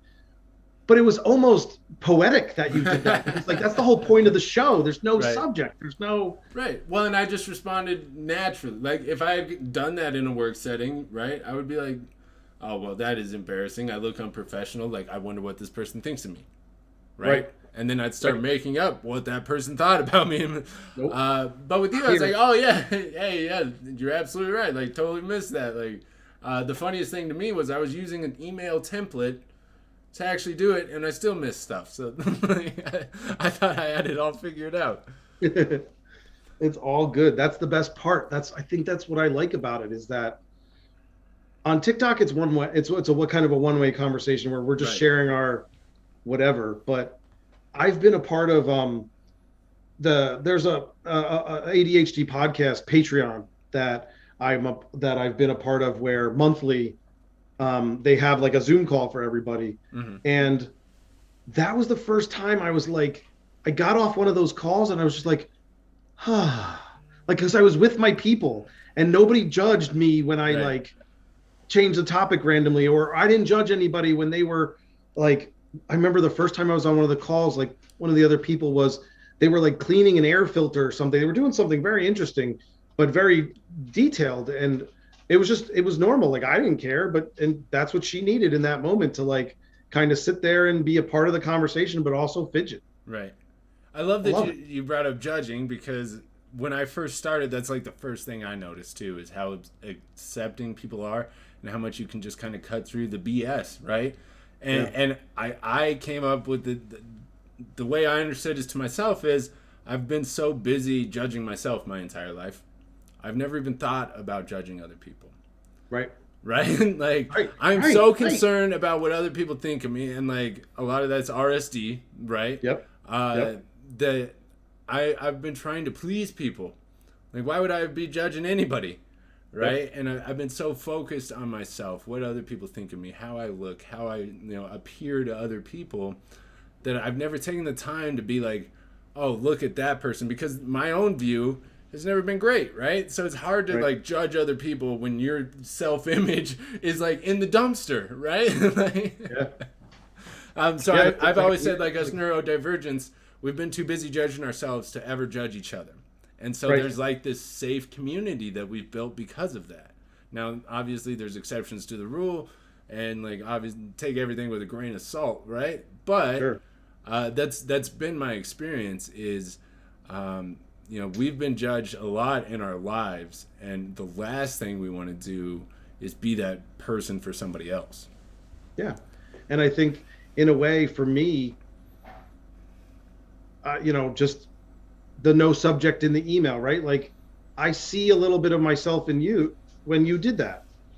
And I'm just going to bring it back to a Buddhist thing for a second, but like there's just comes a certain point where like I get these feelings regarding like that we're all really connected, whether we're connected through a diagnosis that we share similar life experiences or just more simple than that, that like at times we all struggle or at times we suffer because we're not satisfied with the way our life is. Like there's core human experiences that I wish my biggest hope is that other people start to see the commonality. And once you see the commonality, whether it's finding your community on TikTok because we all have ADHD, or just, yeah, like I think sometimes we get too trapped in the clouds and we're not seeing the simple things in life. But it's a very Buddhist concept. There's these ideas of loving kindness and sharing this experience that we have called life together. It's just, if you can get there, and sometimes people get there through meditation, if you can get there, you can have a lot more compassion for others because you recognize basic human struggles and not care anymore Right. and not judge. Right.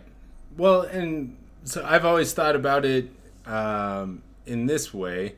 For me, like empathizing with somebody, Mhm. I've never been the person like, yeah, what about me? And I've always Right. avoided that because the way I see it is I've had my worst day of my life, right? And I've had the best day of my life, right? And every other day has fallen in between there. And when I look at somebody else, they have the same thing, right? They had the worst day of their life, the best day of their life, right? And if I don't try to measure those days, like, oh, my worst day was way worse than their worst day, right? If I just look at the fact that we've both had our worst days, we both had our best days. If this person's telling me they're having a terrible day, I don't need to look at my life and be like, oh, I've had it way worse than you, asshole, right? Yep. I'd be like, oh Yep. shit, I've had a terrible day before too. I'm sorry you're going through it, right? And Yeah. that it's as simple as that, is removing the scales, the measure of yourself with others, and just trying to say, oh shit, I know what that is. I know what that's like. And for me, it's very simple. Like I visually picture this in my mind, and I actually made a TikTok where I like drew out the lines and stuff. But it doesn't matter if you're having your best day. Like I know what that's like, right? I may not know what your day's like. I know what your best day's like, Yeah. right? And same with the worst day. And for me, that's made it very easy to apply in general, like with everything, right? Like people may not be very smart, over here, right? But they're masters at doing something else, right? And that's another philosophy I have, is somebody or everybody's a master at something. Everybody's an Yeah. expert in something, right? And so when you combine those things, you have a very humble approach on the way you interact with people, right? Because one, you don't have very good self-image, and you think somebody's an expert in something, Right. right? So it gives you a very humble approach to it, and I think that is a huge key into exactly what you're talking about, working towards a bigger goal, seeing a bigger reason, and like connecting everything together for that why. Yep. That top down why, like why, you could get as crazy and philosophical as possible. Why are we here? What's the point? What's the point of life? What's the point of Right. this existence? And that answer is going to be different for everybody. There's no, Exactly. but staying humble while you try to figure that out. Right. Well, because everybody else is doing the same thing, right? Right. Like I talked about, like we shouldn't hold athletes in high regard. We shouldn't hold anybody in high regard, right? We're all just trying to live the same life. Like we all get Yeah. one go at it, right? We shouldn't be like, oh, this person's admirable because they can dunk a basketball or something, right? Or Yeah. they're good at acting in movies. No, we're all living the same experience. Congratulations, we're all in this world together at the same time, right? When you look at it, Yep. that approach, it changes things, right? Like it's very humbling. Yeah, for sure.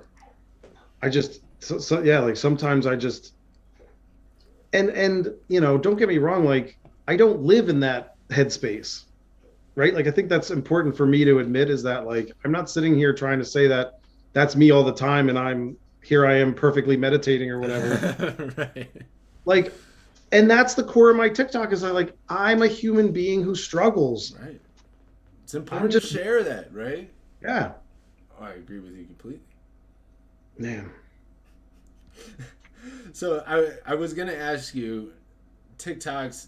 I was gonna ask you about your safe space in your garage, right before we Yeah.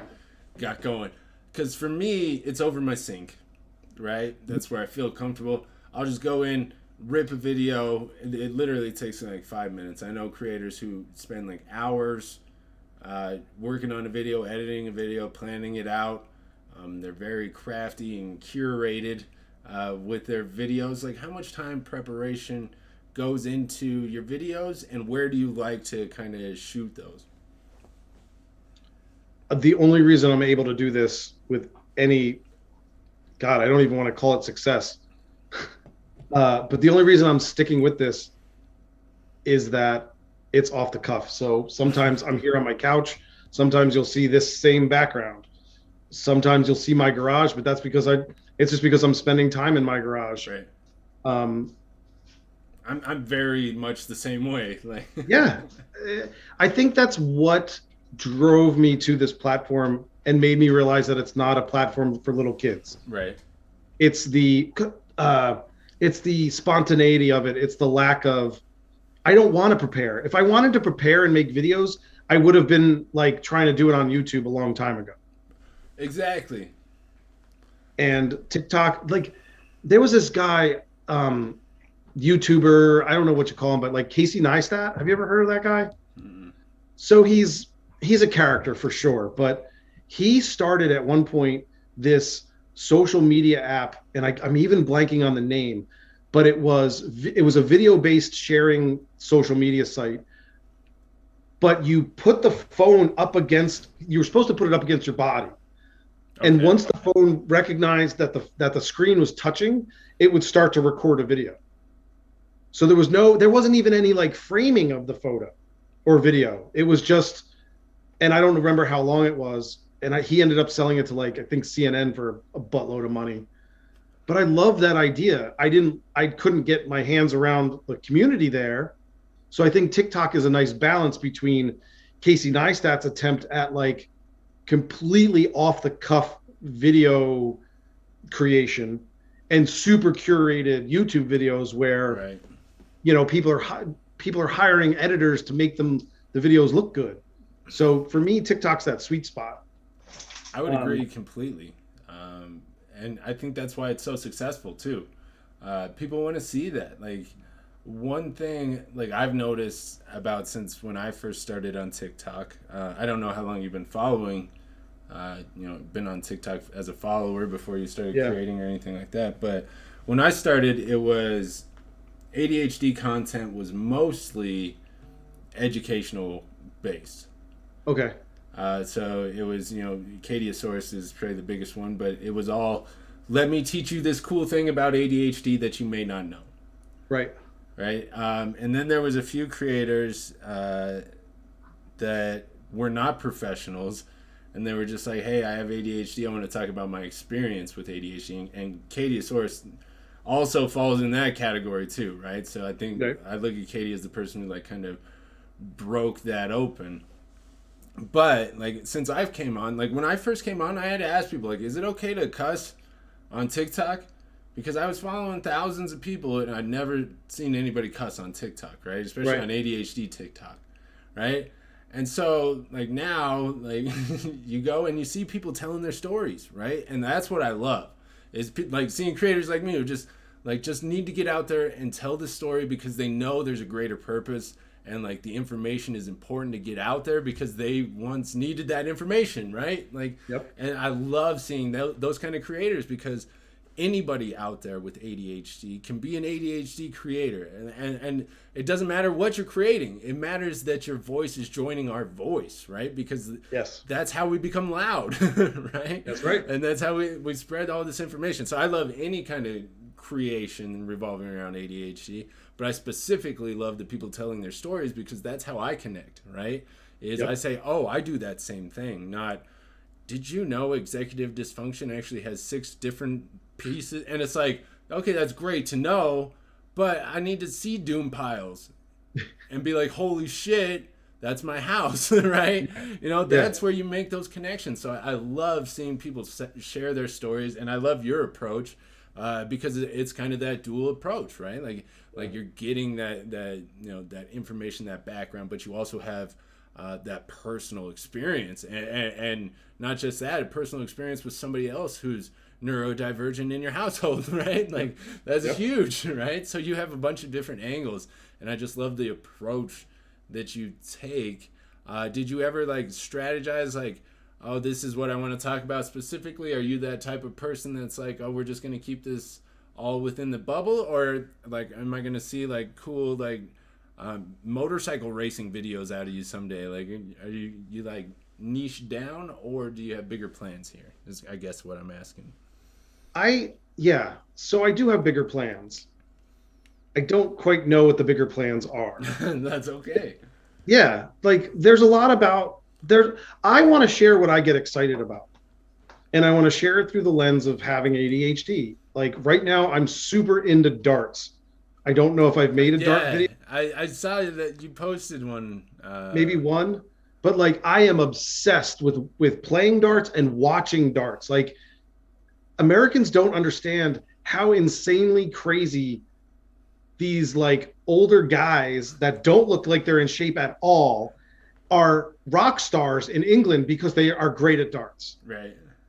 Like to the point where I pay for a subscription so that I can watch the darts. Dart Monthly Network, huh? That's right. Nice. The PDC, the Professional Darts Corporation. Oh, of course. Why didn't I know that?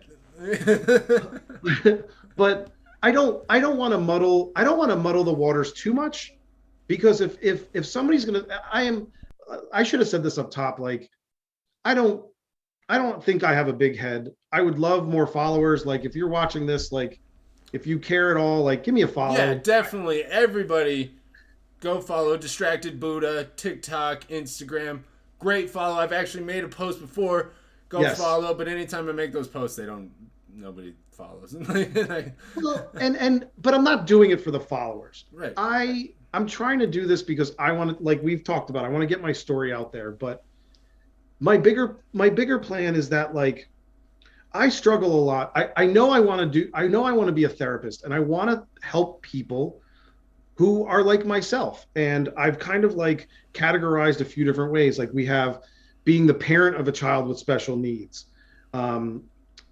being a divorced parent, like talking about, I try not to do it too much because I don't want to come off like I'm ragging on my ex-wife, but like her and I still have to co-parent these kids together.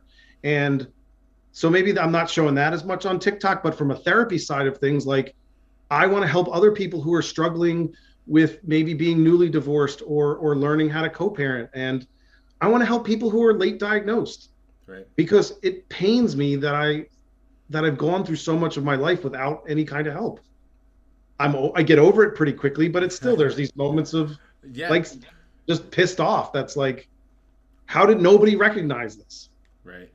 So in terms of my TikTok, like, oh, and then the other thing is like, okay, so here I am ready to make this complete change in my career.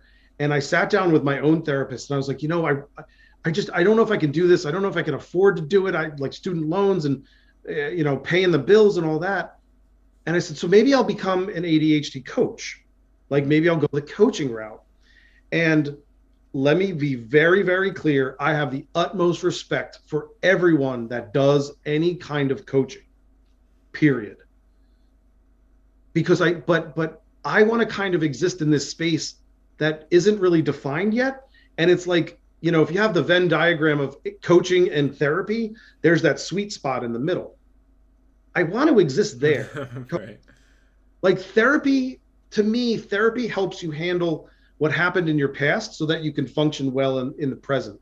And coaching exists to give you the tools to cope with what's going on in the present.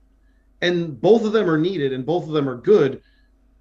I want to see if I can kind of live in that middle space. I don't know if I'm going to be able to do that, but that's part of the goal, and maybe part of what I see my TikTok continuing to be is living in this space and maybe dropping some educational knowledge every once in a while. Like Buddhism in general, like my life has been benefited by learning about the more religious side of Buddhism. Mm-hmm. Maybe I share some of those every once in a while, because to me it's not religion, it's just kind of philosophy. And the Buddha was really just a psychologist ahead of his time. And he never claimed to be anything super, more than just a man who learned some things. And I really resonated with that. So maybe I do some more of that moving forward, but that takes a level of effort that I'm just right. Because it's not off the cuff, right? It's not that thing that I've been doing. So like I'm just going to keep doing what I'm doing. It's dangerous, right? Yeah. Well, I think the great thing about just kind of the off the cuff shooting of videos, and I've said it before, is it's all like in the moment, right? Yep. So when my wife comes home at the end of the day and she's like, "Hey, how was your day?" I'm always like, "Yeah, it was good."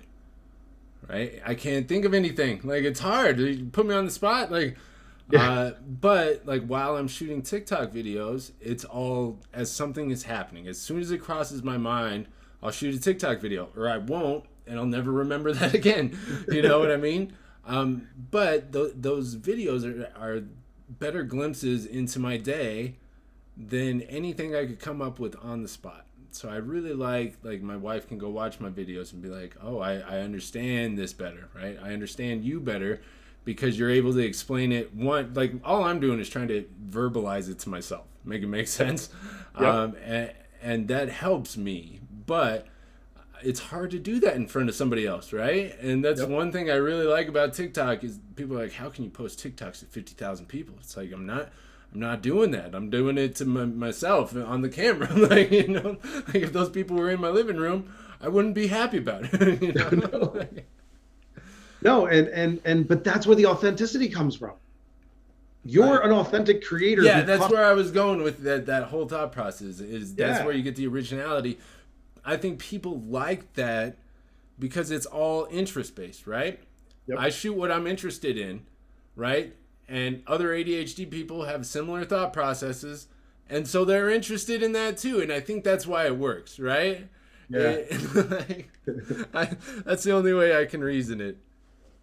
I'm kind of stuck on. So I have a follow-up question. So your wife routinely watches your TikToks? Not routine. If they come up on the For You page, she'll watch them. Okay. And she didn't watch for like the first 8 to 10 months of me making TikToks. She was like, this is just like a thing that he's doing, and that's fine. And then I'd tell her, like, I got a lot of followers. And she'd be like, what videos are you making? And I'm like, the messy house videos where I show everybody our doom piles. Like, it's been, I don't think it's changed the way I do any of my creation too much, right? With the exception of, she's like, just stop showing our messes so much. Like, and for me, it doesn't matter. Like, I like showing, like, everything, right? But this is, like you said, this is her space, too, right? Yep. Like, there's a common shared space, right? And my wife is much more important to me than any kind of TikTok. But, like, she chooses not to be in the videos, right? Any of my videos, right? My wife's never been on any of my TikTok stuff, and that's fine, right? Like, I get it. I wouldn't want somebody with a camera coming into my house, even if it was her, right? And starting recording me, right? I get that. Yeah. So that's why you'll see my kids every now and then. Like, I don't mind putting my kids up there, but my wife just, like, chooses not to. But I love that you were like, I live with somebody else. Like, I try my best to respect them. And I'm like, I understand. I mean, I struggle with that. I think I struggle a little bit with how much of, because my story isn't always mine, Right. because part of it is parenthood. And so how much of my kids' stories should I be Right. putting out into the public? And I think there's one video that is on my account where you actually see my son talking to the camera. A very Um, adorable video, by the way. Oh, thank I you. love that video so much. Or maybe there was two, because you mentioned the, I forgot about the dunking the head video. Well, the dunk in the head, and then there was the sensory The advice. sensory one was the one that I was thinking of. Yeah, you know, I think, again, balance, right? I don't want to put my kid's whole life out on social media. I never have. I've never wanted to do Right. that. I don't, even on like the Facebook days, like you weren't following me on Facebook to see my kids all the time. Right. But at the same time, like that, I remember my thought process with that sensory video that I did with my son. And I remember thinking to myself that I want my son to begin to understand that he's not alone, Right. because his struggle has been pretty intense. He was in, um man, like since he was born, when he was born, I had family helping out, so there was no daycare. Hmm. And then my ex-wife and I, we moved away, and daycare became necessary. And he was getting kicked out of daycares left and right. Like he got kicked out of 3 daycares and a preschool program because nobody could handle him when he got, I mean, looking back on it, he was overstimulated. And as a kid without the words, he was hitting and biting. And he was in public school for a while, and now he's in a school for kids with special needs. And it's, it's, so he's in a place now where he's seeing other people who are having their own struggles, Right. but there's still no one living there's still no one in his classes that are quite like him. And my goal with putting him in that video, it's clear to me today that the goal was, because I sat him down and I showed him the video that we were stitching and the question that was being asked, and he's like, instantly became eager to help. Sure. He has more empathy than anyone I know. And my job, that I feel part of my job as a parent, is to help focus that empathy, because it's there, and sometimes he just doesn't know what to do with it. So that video, allowing him to go through his little box of sensory toys, had him, riding high the rest of the day. He was super excited to have helped out.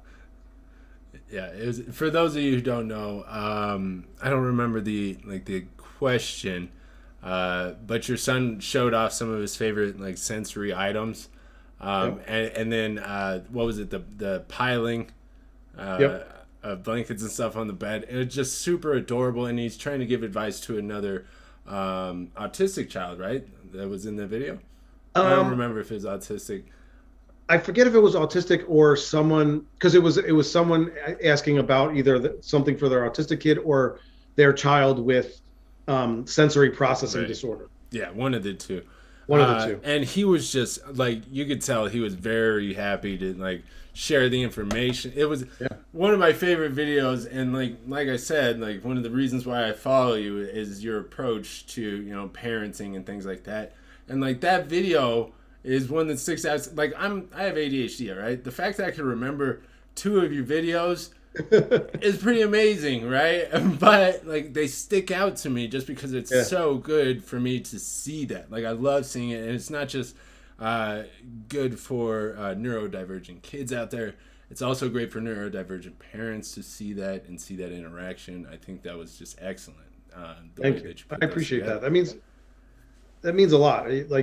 I don't know if I could put into words how much that means to me, because there's there's so much we can do if we all just have enough empathy for each other. And I say it all the time. Like our community is way stronger than we ever know, right? Mhm. Like we have no idea. Like, and we get glimpses of it when people come out with like misinformation, right? Like Yep. we see how powerful we can be, but I truly believe that one day, like we'll be able to come together in a functional manner, in a functional way that can make some very impactful and long lasting changes. And I think this is just the start. Like we found a place to come together. Yep. And that's what I really like about TikTok is I feel like this is the community that you can build under, because that type of communication is our preferred method, right? It's one thing Right. to be able to make memes and stuff, but like sending emails isn't going to do it, right? Like I've started sending videos to all my clients for work. I don't even send Yeah. text messages anymore. It's been amazing, and people are super responsive to it. Uh, That's awesome. but like I feel like there's so much more we can do, and I know that this is a shared common like thought, because I've talked to everybody I talked to with ADHD has the same feeling, like there's more out there, and there could be more we could be doing with this, Yeah. right? Whatever this is, I feel like every ADHD person I've talked to, especially out of this community, um, says something along those lines. There's more we could be doing, or there's so much more we could be doing besides, or and you've kind of touched on that as well. Like there's a reservoir of skill, potential, knowledge that we all possess, and now we're just at a place where we can start sharing that, and that gets very exciting. So when I hear you talking about like growing the community, finding other people, like that's what I get excited about, because that's how we learn, how we change. Like we can literally redefine what it is we're dealing with, right? Like what one of my favorite things that are going on right now is the Autism Awareness Month versus Autism Acceptance Month, Yep. right? Like I don't need you to be aware of me, Yep. right? Just just accept it. Like I'm here, right? And I love that, and that is something I feel directly comes from the autistic community, right? That's the pushback. Like, hey, you put a label on this that's a neurotypical bullshit thing. We don't want that, right? Our community gets to decide. And that's what I feel like, especially with ADHD being so new comparatively, like Yep. there's so much unknown that we're learning, but we also get to define it ourselves as we get going into it. Super cool. And I love that you're going into that field. Like you get to be a bigger part of it. But I feel like as a group, that's what we get to do. We get to rewrite things like RSD, right? That's not in Yep. the DSM-5. Nope. But like by all of us coming together and talk about it, we're like, damn, hey, like this RSD thing, it's not only real, but it is like one of the defining factors for many people with ADHD, right? Like Yeah. for me, I always say RSD like is my biggest, symptom issue, right? But it's not even in the DSM-5. And it's not in the revision that just came out either. Like Right. I struggle with that, and I thank you. I appreciate you reframing this for me, because it's like maybe that is part of what I'm doing when I'm trying to get into like the therapy space, is that like I want to see more representation of people who are neurodivergent in the therapy, sitting as a therapist. Like one of the reasons why my therapist and I have such a great like working relationship is because she's married to someone who has ADHD. Yeah. And so and that wasn't even a factor when I started with her, but it developed into something that now that's a shared common language. Right. And I had this crazy idea that like maybe at some point in the future, neurological differences, being ADHD, being autistic, will be treated and celebrated the same way other aspects of humanity is celebrated. Like, and then this autism awareness versus acceptance is a great first step towards that. Right. You know? I'm dreading it, but I want to have a conversation with my daughter's school, because they did a fundraiser before their spring break, and it was like whatever, like pay $1 and wear a hat to school. Proceeds go towards Autism Speaks. And it's like, Right. I'm not like immediately mad at the school for doing that, but like someone needs to step up and educate the public school that like, hey, maybe your money, maybe that shouldn't be your nonprofit of choice. And here's why. Like, here's what people are saying, and here's the opinions of a lot of people who are in the autistic community. And Right. am I a part of the autistic community as a parent? It's dicey, Maybe. right? Like that one's hard. So if you ask me to define the ADHD community, for me Yeah. personally, it's not even anybody with ADHD. Like, yeah, that helps, right? Like that's Yeah, usually a well. check mark, like automatic entry, right? But for Yeah. me, it's anybody who's sharing information about ADHD, spreading awareness about ADHD. You're part of my Right. community then, right? If you're Right. undiagnosed, you're out there. You don't even know you're part of my community. You're part of my community, right? It Right. goes much further than just like having the diagnosis for me, right? And I don't want to speak for any other communities because I'm not a part of that community. I know they've worked really hard Yep. on like names and things like that, right? And there's been a lot of negative connotations and stuff in the names that have been chosen for that community, right? Which is awful. But for me, I totally lost where I was going. Shit. It's okay. I got you. Good. Being a part of a community is not just having the diagnosis. So it's Oh, anybody. right, yeah. Like, but like ADHD doesn't just impact me either, right? It Right. impacts everybody in my family. It impacts Yep. everybody I work with, right? On some scale or another. Yep. So like, I don't know. That's just kind of how I view it. Sorry, I lost it there at the end. That was terrible. No, it's okay. That's the beauty of the two of us talking. Like, I'll drop some words that don't make right. sense to people, and you'll Some pick up breadcrumbs. It's true. Like that is how that's done, right? It's usually not like, oh, this is exactly what you were talking about, because there's not 100% certainty. You're like, we were talking about ADHD and parenting. Like, you know what I mean? Like, yeah, you breadcrumb it out. I do that. I do that to myself. I do that out loud to myself all the time. Right. I think the one thing that I just thought about was like, and I don't want to go too far down like on my soapbox about particular nonprofits, but it's common knowledge that Autism Speaks is not an organization that's really well loved in the autistic community, because one of their like intended goals is to cure autism. Right. And I guess we're a little lucky that like there isn't somebody out there trying to cure ADHD. Right. I haven't seen them, at least, if they exist. Yeah, I mean, I've heard cures, but it's not like, hey, Well, there's yeah, you get the- scientists out here Right. trying to do it. It's one of the like first. it's like eat your vegetables and don't have red dye number 12 and you cured your ADHD. Like that's the kind of pseudoscience I've heard. Yeah. But it's never been like, I don't think it's ever been like a scientific endeavor to try There's to no research. right. No, that was one of the first times my son, like I sought out help for my son. The panel of whoever got together and said there was nothing wrong with him. Try cutting out red dye and take him for a walk in the woods every once in a while. Right.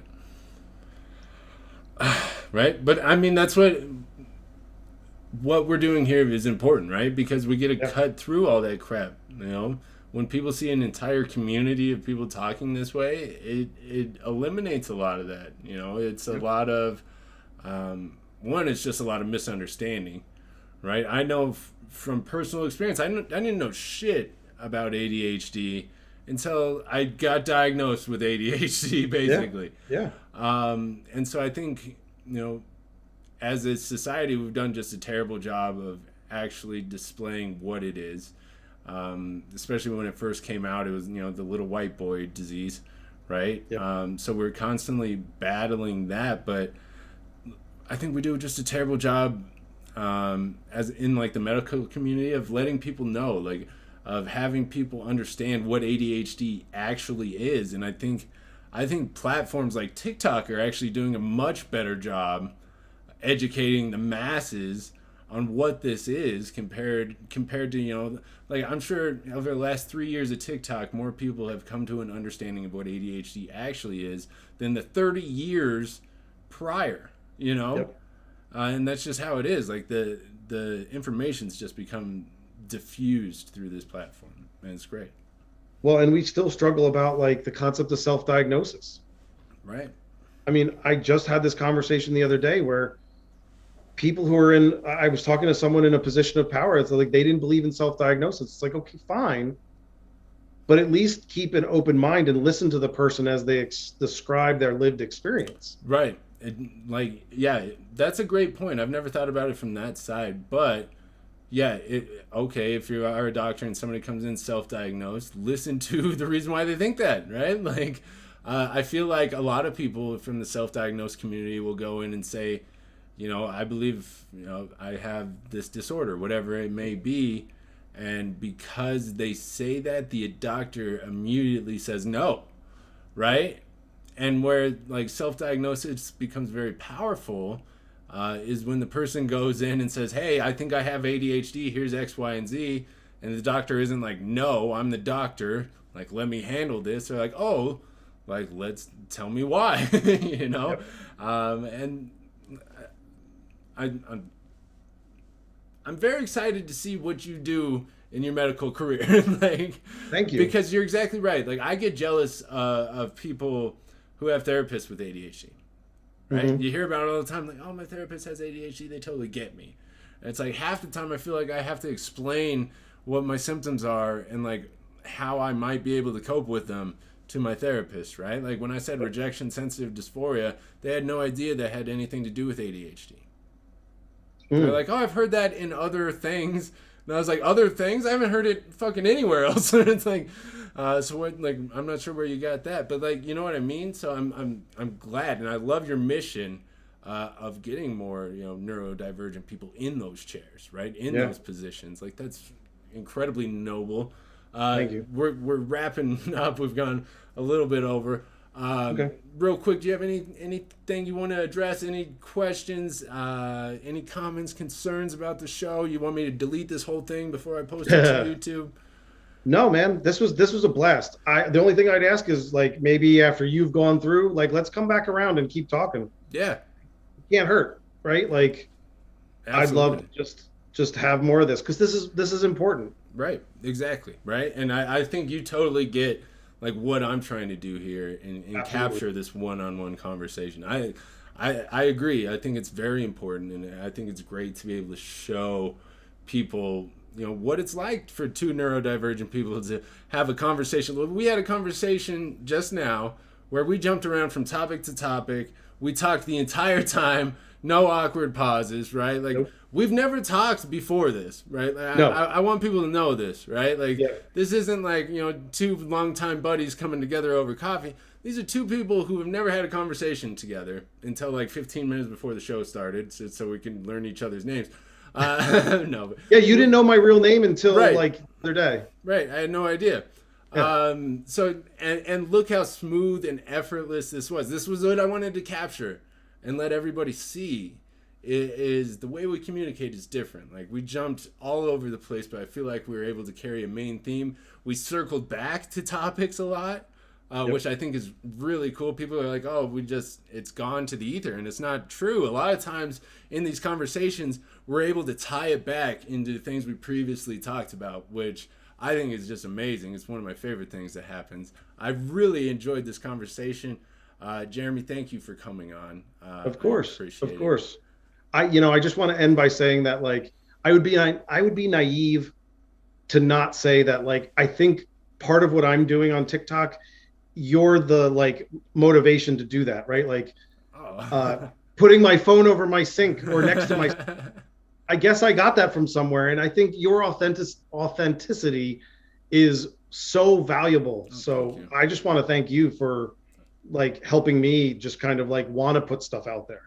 I appreciate that. Yeah, I mean, that's exactly what I'm here for, right? Like, that's what I want to do. I like I said, the louder we all are, the better off we all are, right? There's still undiagnosed people out there who have no idea what ADHD is. There's still diagnosed people out there who have no idea what ADHD is, right? And so the more we talk about it, the more people we can help. And it's just as easy as that. Like sometimes I feel like it's not helping at all. And then I'll get a message from somebody saying, like, you're the reason why I went to the doctor today. And it's like, okay, right, let's keep going, right? Like this is what we're doing. So I think what you're doing is amazing. Again, I can't recommend your TikTok channel enough. Distracted Buddha, again, for everybody who hasn't gone and paused the video and gone and followed already, go do that. Like, it's the end of the video. What are you waiting for? Again, thank you for coming on, Jeremy. Everybody else, I'll see you next week. Thanks for joining episode 5 of the Dysfunction. We've already got 5 of these in the books. That's amazing. All right. Again, I'm Dopamine Dysfunctional, signing off.